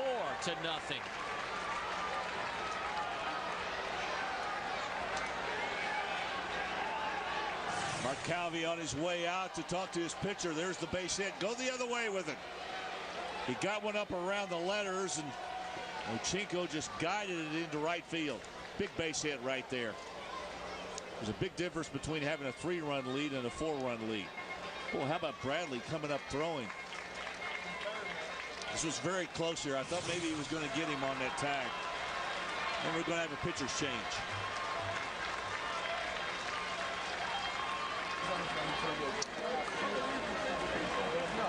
So, South Carolina has allowed a couple of runs to come in to score. And they now lead it 4-0. We'll come back, update the change. Stay with us.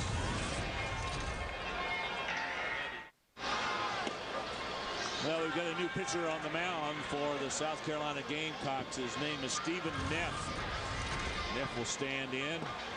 The left-hander, a 6-footer, 185 pounds. He's a redshirt freshman from Lancaster, South Carolina. Stephen on in relief. He is the third pitcher to be used by the Gamecocks. Here's Ray Tanner over there having a conversation with Westmoreland. Looks one-sided.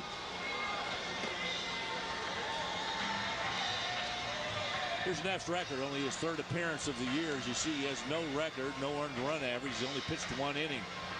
He's given up 2 hits, so we don't have much of a paper trail right now. No. On Stephen Neff. We will find out about Stephen right now. Right fielder, number 3, Jared Mitchell. This is the 3rd straight freshman left-hander we have seen tonight from Ray Tanner's bunch. And he will face Jared Mitchell. There's Lewis Coleman, who's been sitting around. This has been a long top half of the 8th inning. You wonder what kind of impact it'll have on Lewis when he comes back out. He's thrown a nice little 4-hitter through 7.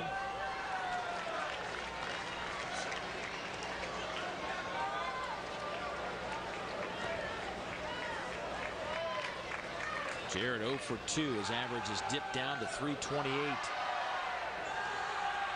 Second and third, 2 down.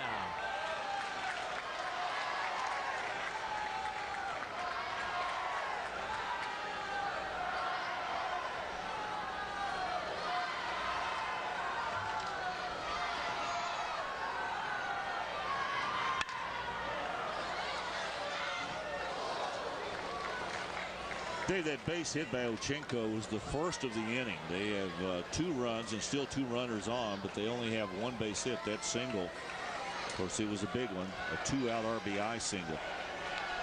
And, you know, you think about it, there's 2 out in the inning. This whole thing got started by the error at third base. This inning should be over. 2-2 to Mitchell.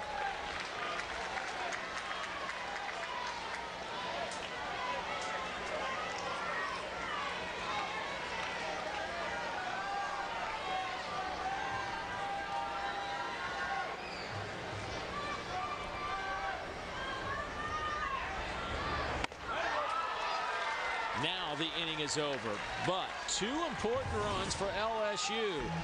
They stretch their lead to 4. Bottom of the 8th coming up.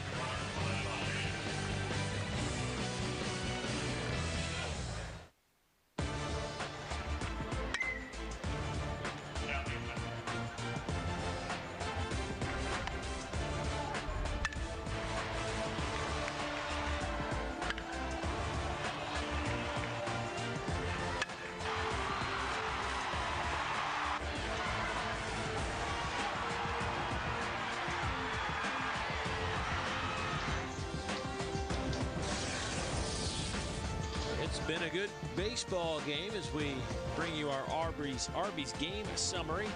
Mike Yamato 3 for 4 today. Only 4 hits tonight for the South Carolina team that had 11 in the first game, 10 in the second game. They've been certainly quieted down here tonight. Lewis Coleman's been the story, really. I mean, he has been almost unhittable. Nolan Belcher, the freshman, has put together another strong outing. 3 of his last 4 performances have been very impressive. His only hiccup was up in Knoxville. Matter of fact, Sam Dyson, the Friday night starter, and Belcher the Saturday, they both got just hammered by the balls. First pitch, fly ball. Off the bat of Crisp is a routine catch out in right field from Jared Mitchell. Catcher number 18, Kyle Enders. Mitchell has struggled tonight at the plate. He's had a tough time against all the left-handed arms of South Carolina. Well, it has been over a year since this Carolina team has been shut out. You have to go back to April 5th of last season. And that was against Georgia, and it appears that Ray Tanner making a change. Due up is Kyle Enders. Now remember, Justin Dallas, who's been pretty much the regular catcher of late, did not start. It was Enders who got the start behind the plate, but I see Dallas down in the bullpen area, so I wonder what the situation is.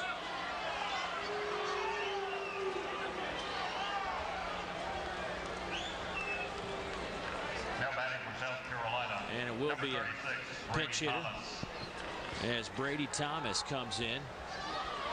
Brady, the junior transferred in from Florida State. out of Anderson, South Carolina. And welcome to the game. You get to face Lewis Coleman.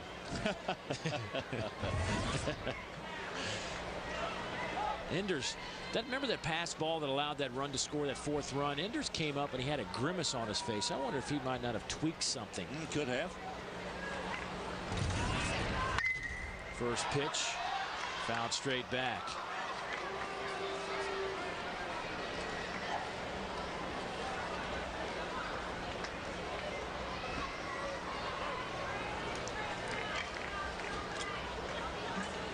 Thomas, just his 19th game that he's played this year. Only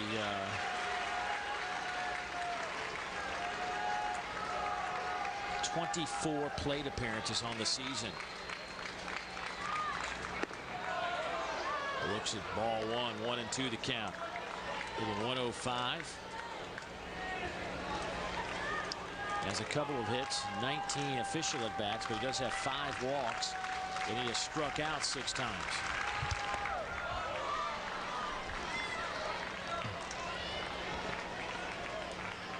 Two and 2 on Brady Thomas.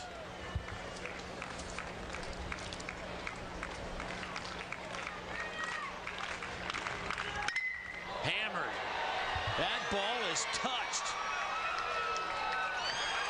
And that's out of here. Home run, a pinch hit home run for Brady Thomas, his first home run as a Gamecock. A 105 hitter just took Lewis Coleman deep off the scoreboard. How about the move from Ray Tanner? How about the swing by Brady Thomas? I mean, Coleman has had his way with these South Carolina hitters tonight, but not this time. Boy, Thomas came off of that pinch, or that bench, and he was ready to pinch hit. He nailed that ball. Bobby Haney steps in now. Wow.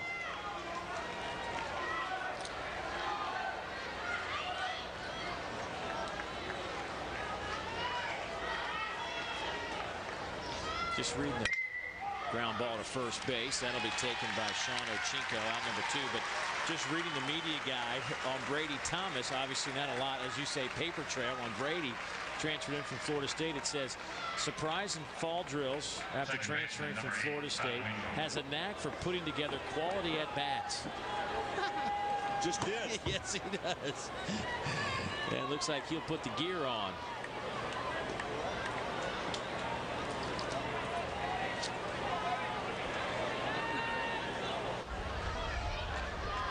Two down in the inning. Here's Scott Wingo.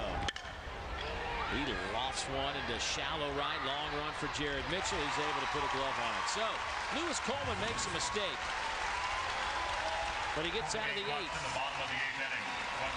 South Carolina picks up a run, but as most coaches will tell you, the solo homer's not going to beat you on most nights. But a good-looking swing from Brady Thomas. It's 4-1.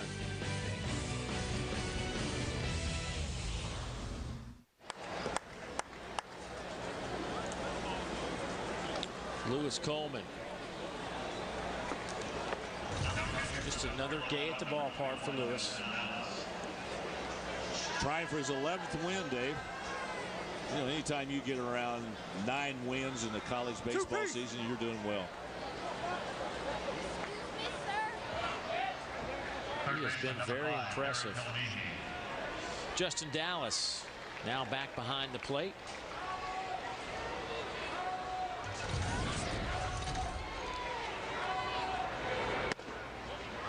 Derek Kellanini, first pitch he sees from the left-hander Stephen Neff, a redshirt freshman out of Lancaster, South Carolina. Right back at him, slow roller. Wingo should make a play on it, and he does. One down.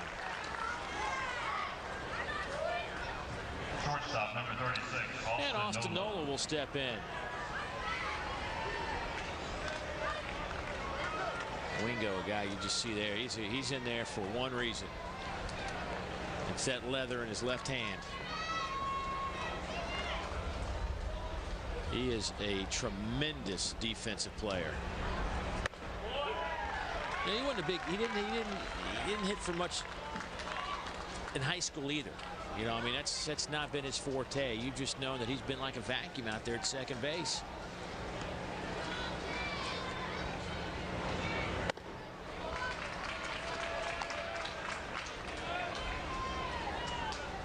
He's been steady all season long. Doesn't he look? He looks like a guy that can play baseball every day of his life. I tell you what, he's got a little pop in his bat, though. He's got 4 home runs and 5 doubles on the year. He cracked one in last weekend in Columbia, South Carolina, deep into the right field. Popped up. Who's going to make the play? Wingo. There's that leather we're talking about. Right on cue. Thank you, Scott. So you feed the guy the love and he shows it back to you. You know what I mean? Comes back. Twice. You know what I'm saying?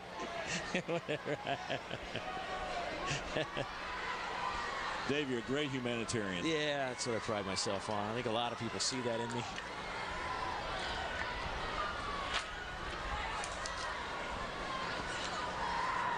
Fastball upstairs from Neff. Back to the top of the order and DJ LeMahieu. He got all that mess started back in the 8th inning. That misses low. 2-0. Yeah, it was a pretty well hit ball to third, and it just kind of handcuffed Crisp. It was kind of an awkward hop, and it got past Andrew, and that opened the floodgates for a 2-run 8th.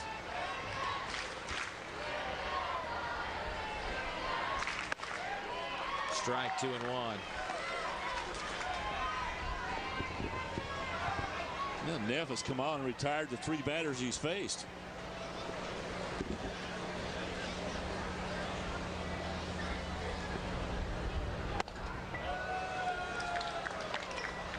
Three and 1 to LeMahieu.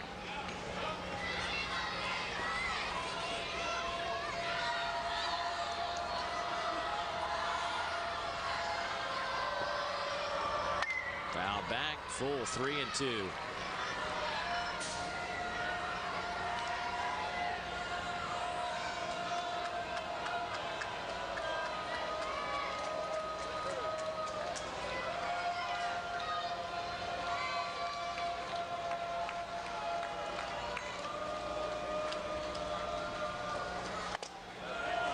Lost him. So LeMahieu will wind up for the 2nd consecutive inning over at first base. And here's Ryan Schimpf.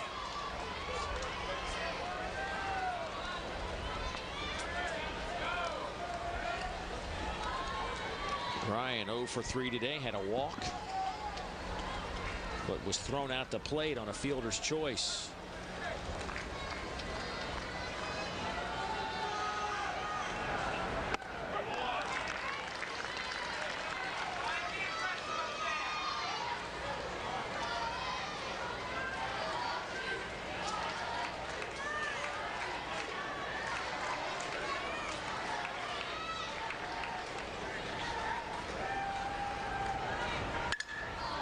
That's a foul ball out of play. Just looking at some numbers, Larry, and this doesn't bode well for South Carolina fans, but let me just throw it out there anyway. LSU is 37-0 when leading after 8 innings this year. There's always a chance, though. Always a chance. That's why they played the game.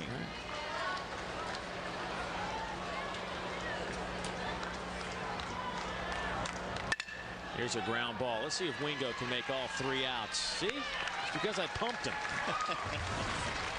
Gave him a lot of love this inning, and he performed well, the second baseman.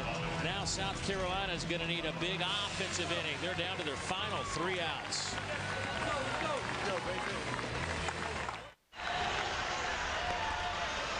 LSU fans thinking they might see yet another complete game from that man, Lewis Coleman. He is gunning for his 3rd complete game of the season. How about once again, look at the strikeouts, Larry. 6-0 against the walks. On the season now, he is up to 111 strikeouts and 19 walks. Coleman, 95 pitches. He has thrown, of the 95, only 17 of those have been when he's been behind in the count. That's how much he has been aggressive, getting ahead of these guys and keeping them off balance. The only guy he didn't fool was Thomas, who hit the home run. And I think Thomas went up there with the right approach. Remember, he came off the bench as a pinch hitter, and he swung at the first pitch. I'm just going to swing. He's going to throw it around the plate. I'm going to keep swinging. I might hit one. Here's Whit Merrifield, top of the order. Whit trying to square up, maybe sneak on via the bunt. Good news for Carolina. It is the top of the order, but they need some base runners.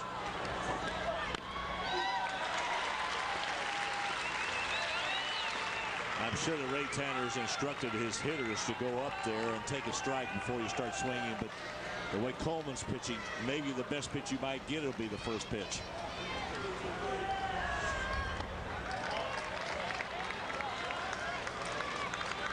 Two and one on Merrifield. Whit today singled to start the game. I think, if I recall, that might have been the first pitch of the game. Now 3-1. In danger of walking his first batter. We've jinxed him. He'll take a deep breath on a 3-1 and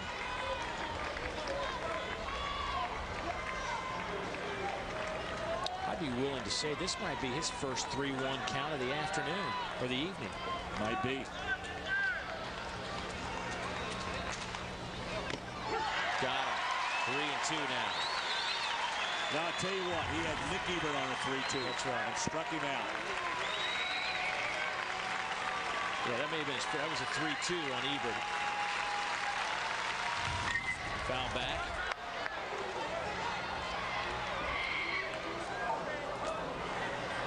I think that very well may have been his first 3-1 count. 3-2 here. Yeah, he got Ebert twice. Here's a little ground ball back up the middle. LeMahieu safe at first.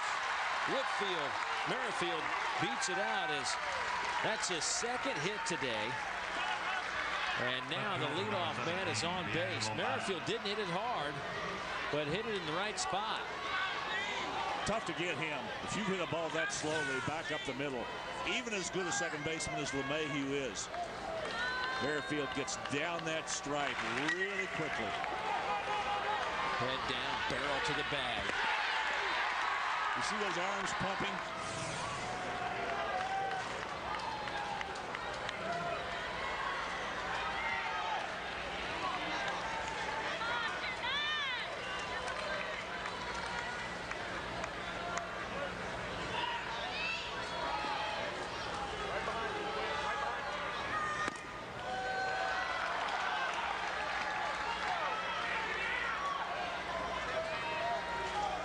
Here's D'Angelo Mack. He grounded into a 4-6-3 double play back in the first inning. The 31st double play they grounded into, but not this time. Back up the middle. Merrifield on his way to third. He will get in there safely. First and third now. And you just wonder how much longer Paul Mainieri is going to go with Coleman. And here comes Coach Mainieri. He's got Matty Ott out in the bullpen, Dave. That's been a lethal combination all year. Why not go to it? It's been your bread and butter.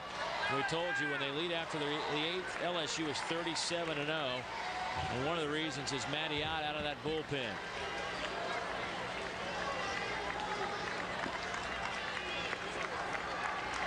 And Lewis Coleman with another fantastic outing.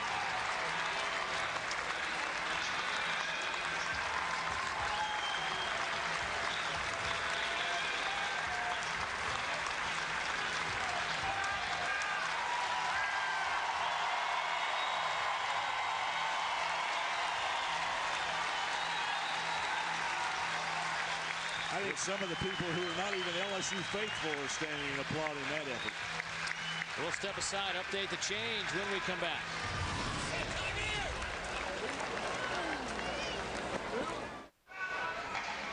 Paul Maneri has opted not to go with his closer, Matty Ott. He's reached down and grabbed a guy by the name of Chad Jones, a 6'3", 222-pound sophomore out of Baton Rouge. He has been a combination outfielder and pitcher, and he has been driving Paul Maneri crazy all season long to let him pitch. So he's let him pitch, and he's done a really good job. His 5th appearance of the year, while his ERA is at 5.4. It's been spot duty for him. They've asked him to come in to pitch 1 out, maybe 2 outs. But he's got a good, lively fastball and a pretty good breaking pitch. So Chad Jones on in relief for LSU. Yeah, the safety for the LSU football team. Last year had 46 tackles. Played in 12 games, had an interception.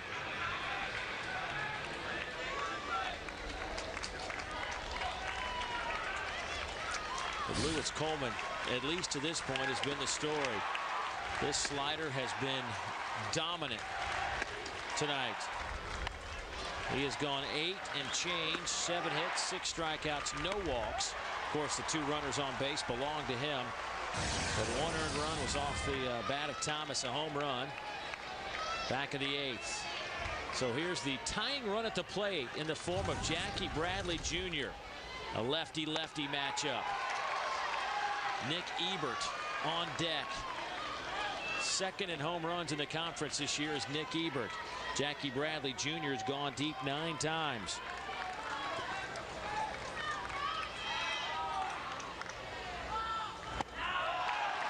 Two 2-0 on Bradley.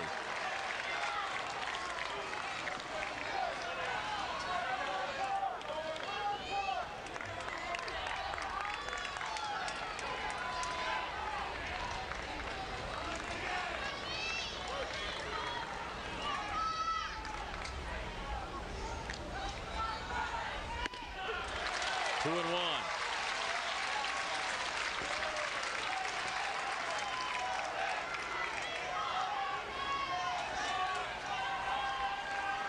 Only 2 ninth-inning wins this year. Come from behind wins for South Carolina. Can they make it 3? They've got a chance. Nobody out. Runners at first and third. 3-1 on the freshman right fielder for South Carolina.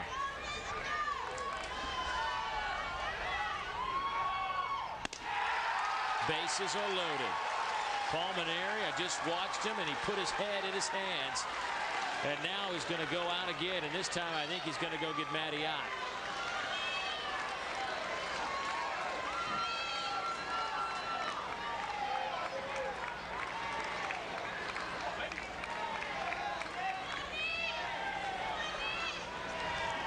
And he's going to do that.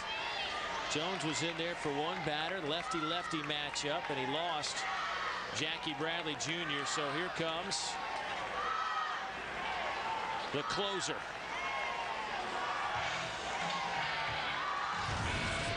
Matty Ott, the freshman, will try to close the deal for LSU when we come back.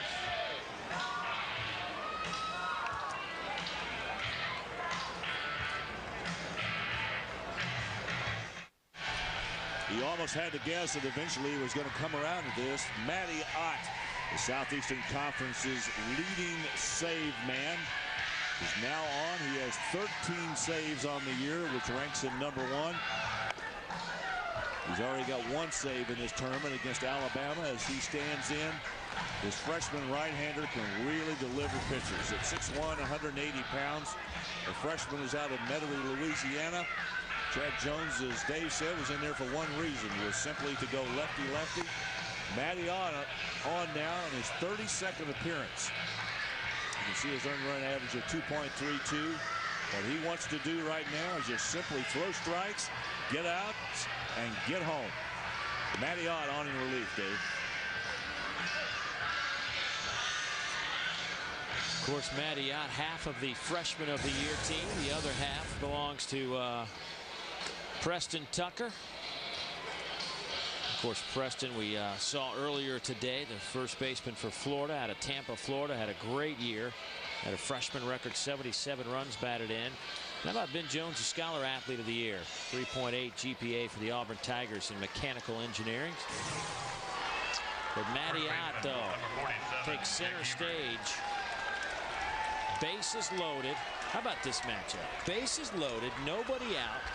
The winning run steps to the plate in the form of Nick Ebert, who is tied for second in the Southeastern Conference with 22 home runs. He is fifth in RBIs with 71.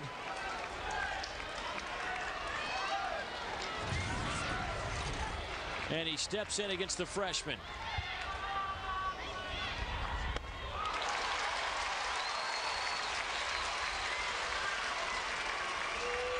I think that look says a lot.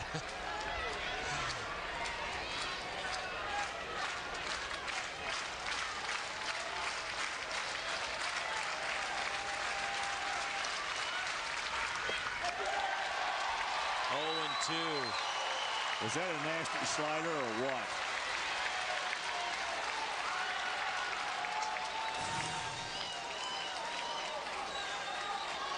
Out of the strike zone, and he went after it.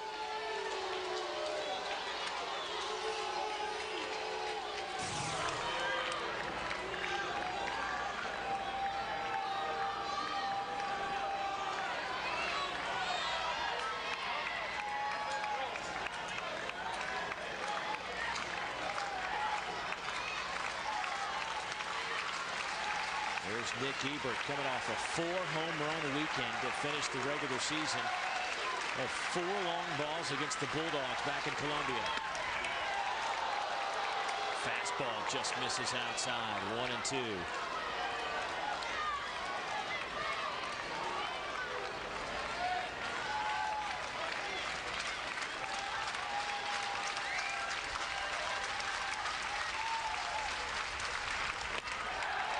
Two and two.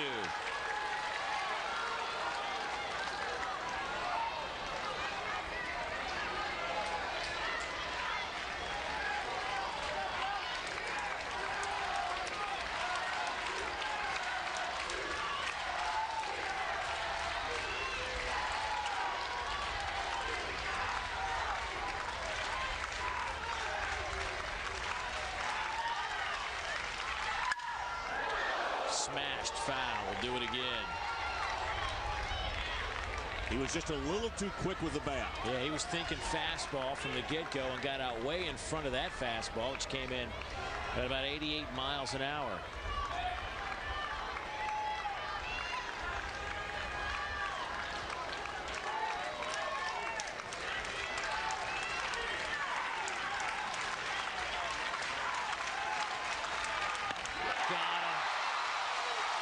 Went off speed. Ebert thinking fastball. Third strikeout tonight for Nick Ebert.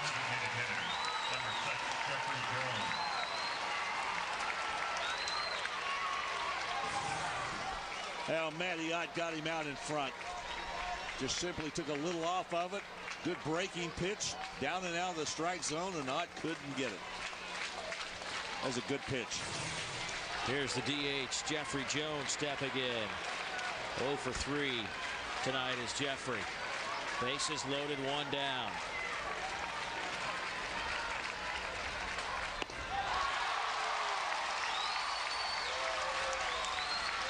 Guys, 5 through 9 in the South Carolina lineup are hitless tonight. And that's where Jeffrey Jones stands in this order. Number 5. On deck is Andrew Crisp, the senior. Line. Could this be 2? Oh, had LeMahieu gone to first, he would have had the double play.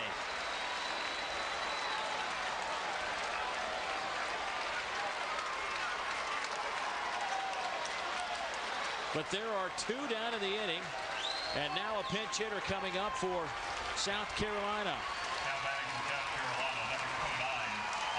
Michael Roth, the freshman out of Greer, South Carolina, will step in against Matty Ott, trying to close it out. The freshman.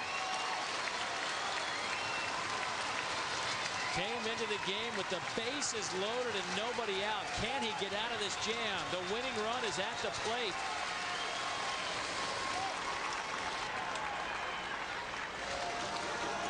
Roth on the year hitting 167. 167. This is just his 13th game he's played, and he only has 12 at-bats. There's a strike, 0-1.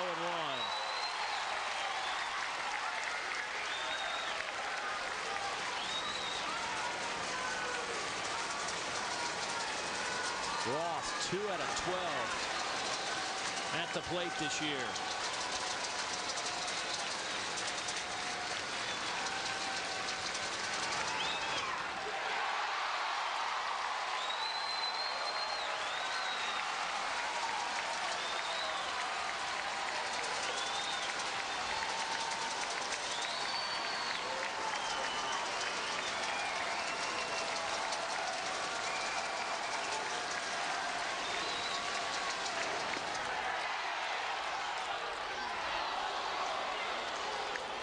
One and two. Everybody's a little jumpy right now in the ballpark. Watch the swing again. A lot of people standing right now in Regions Park.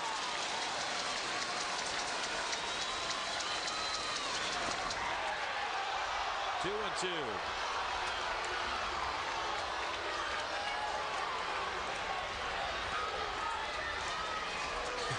This ball game could be over with one swing of the bat, or it could be over in a flash if Ott can get it over the plate.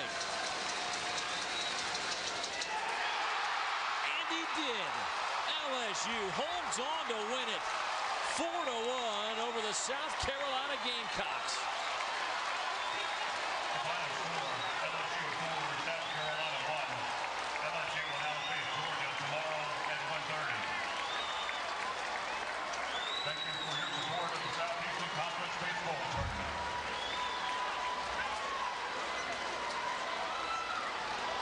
What a baseball game. In Elimination Friday, LSU stays alive after losing their opener on Wednesday. They lose a win yesterday and come back and win here tonight 4-1 behind a fantastic performance from Lewis Coleman and then Matty Ott out of the bullpen. How about that combo? Is Ott fired up? You bet. Bases loaded, nobody out. And he sits down the Gamecocks 1-2-3 since he came into the game. That's a freshman, the co-freshman of the year in the league.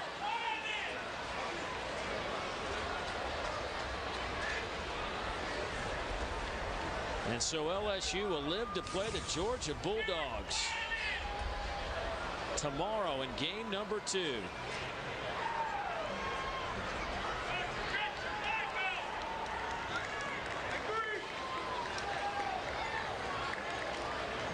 Now, South Carolina actually out-hits LSU 7-6. LSU improves with the win to 43-16. And meanwhile, South Carolina will head back to Columbia at 38-21. They perhaps missed out on a chance to sneak in as a regional site host. They would have had to play well into the tournament to probably pull that off.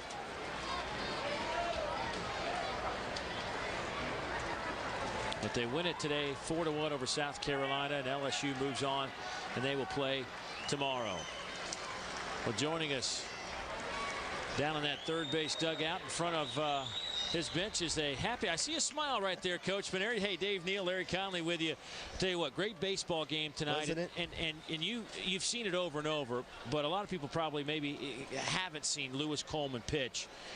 Talk to me about what you see every time he takes the mound. Isn't he something? It was a great ball game. I mean, all throughout the game, I thought their little left-hander Belcher was great. Yes. I thought Coleman was great. You know, the hitting wasn't awesome, but there was some good situational stuff, some good defense. But, you know, when we give the ball to Coleman, we know for a fact that he's going to go out there and compete as hard as he can. And he throws that sinker, and he's got a little slider, and he just competes. He throws the ball over the plate all the time, and our players just have such confidence in him whenever they play behind him. Paul, this is Larry. I'm absolutely amazed at the poise that Matty Lott has for a freshman.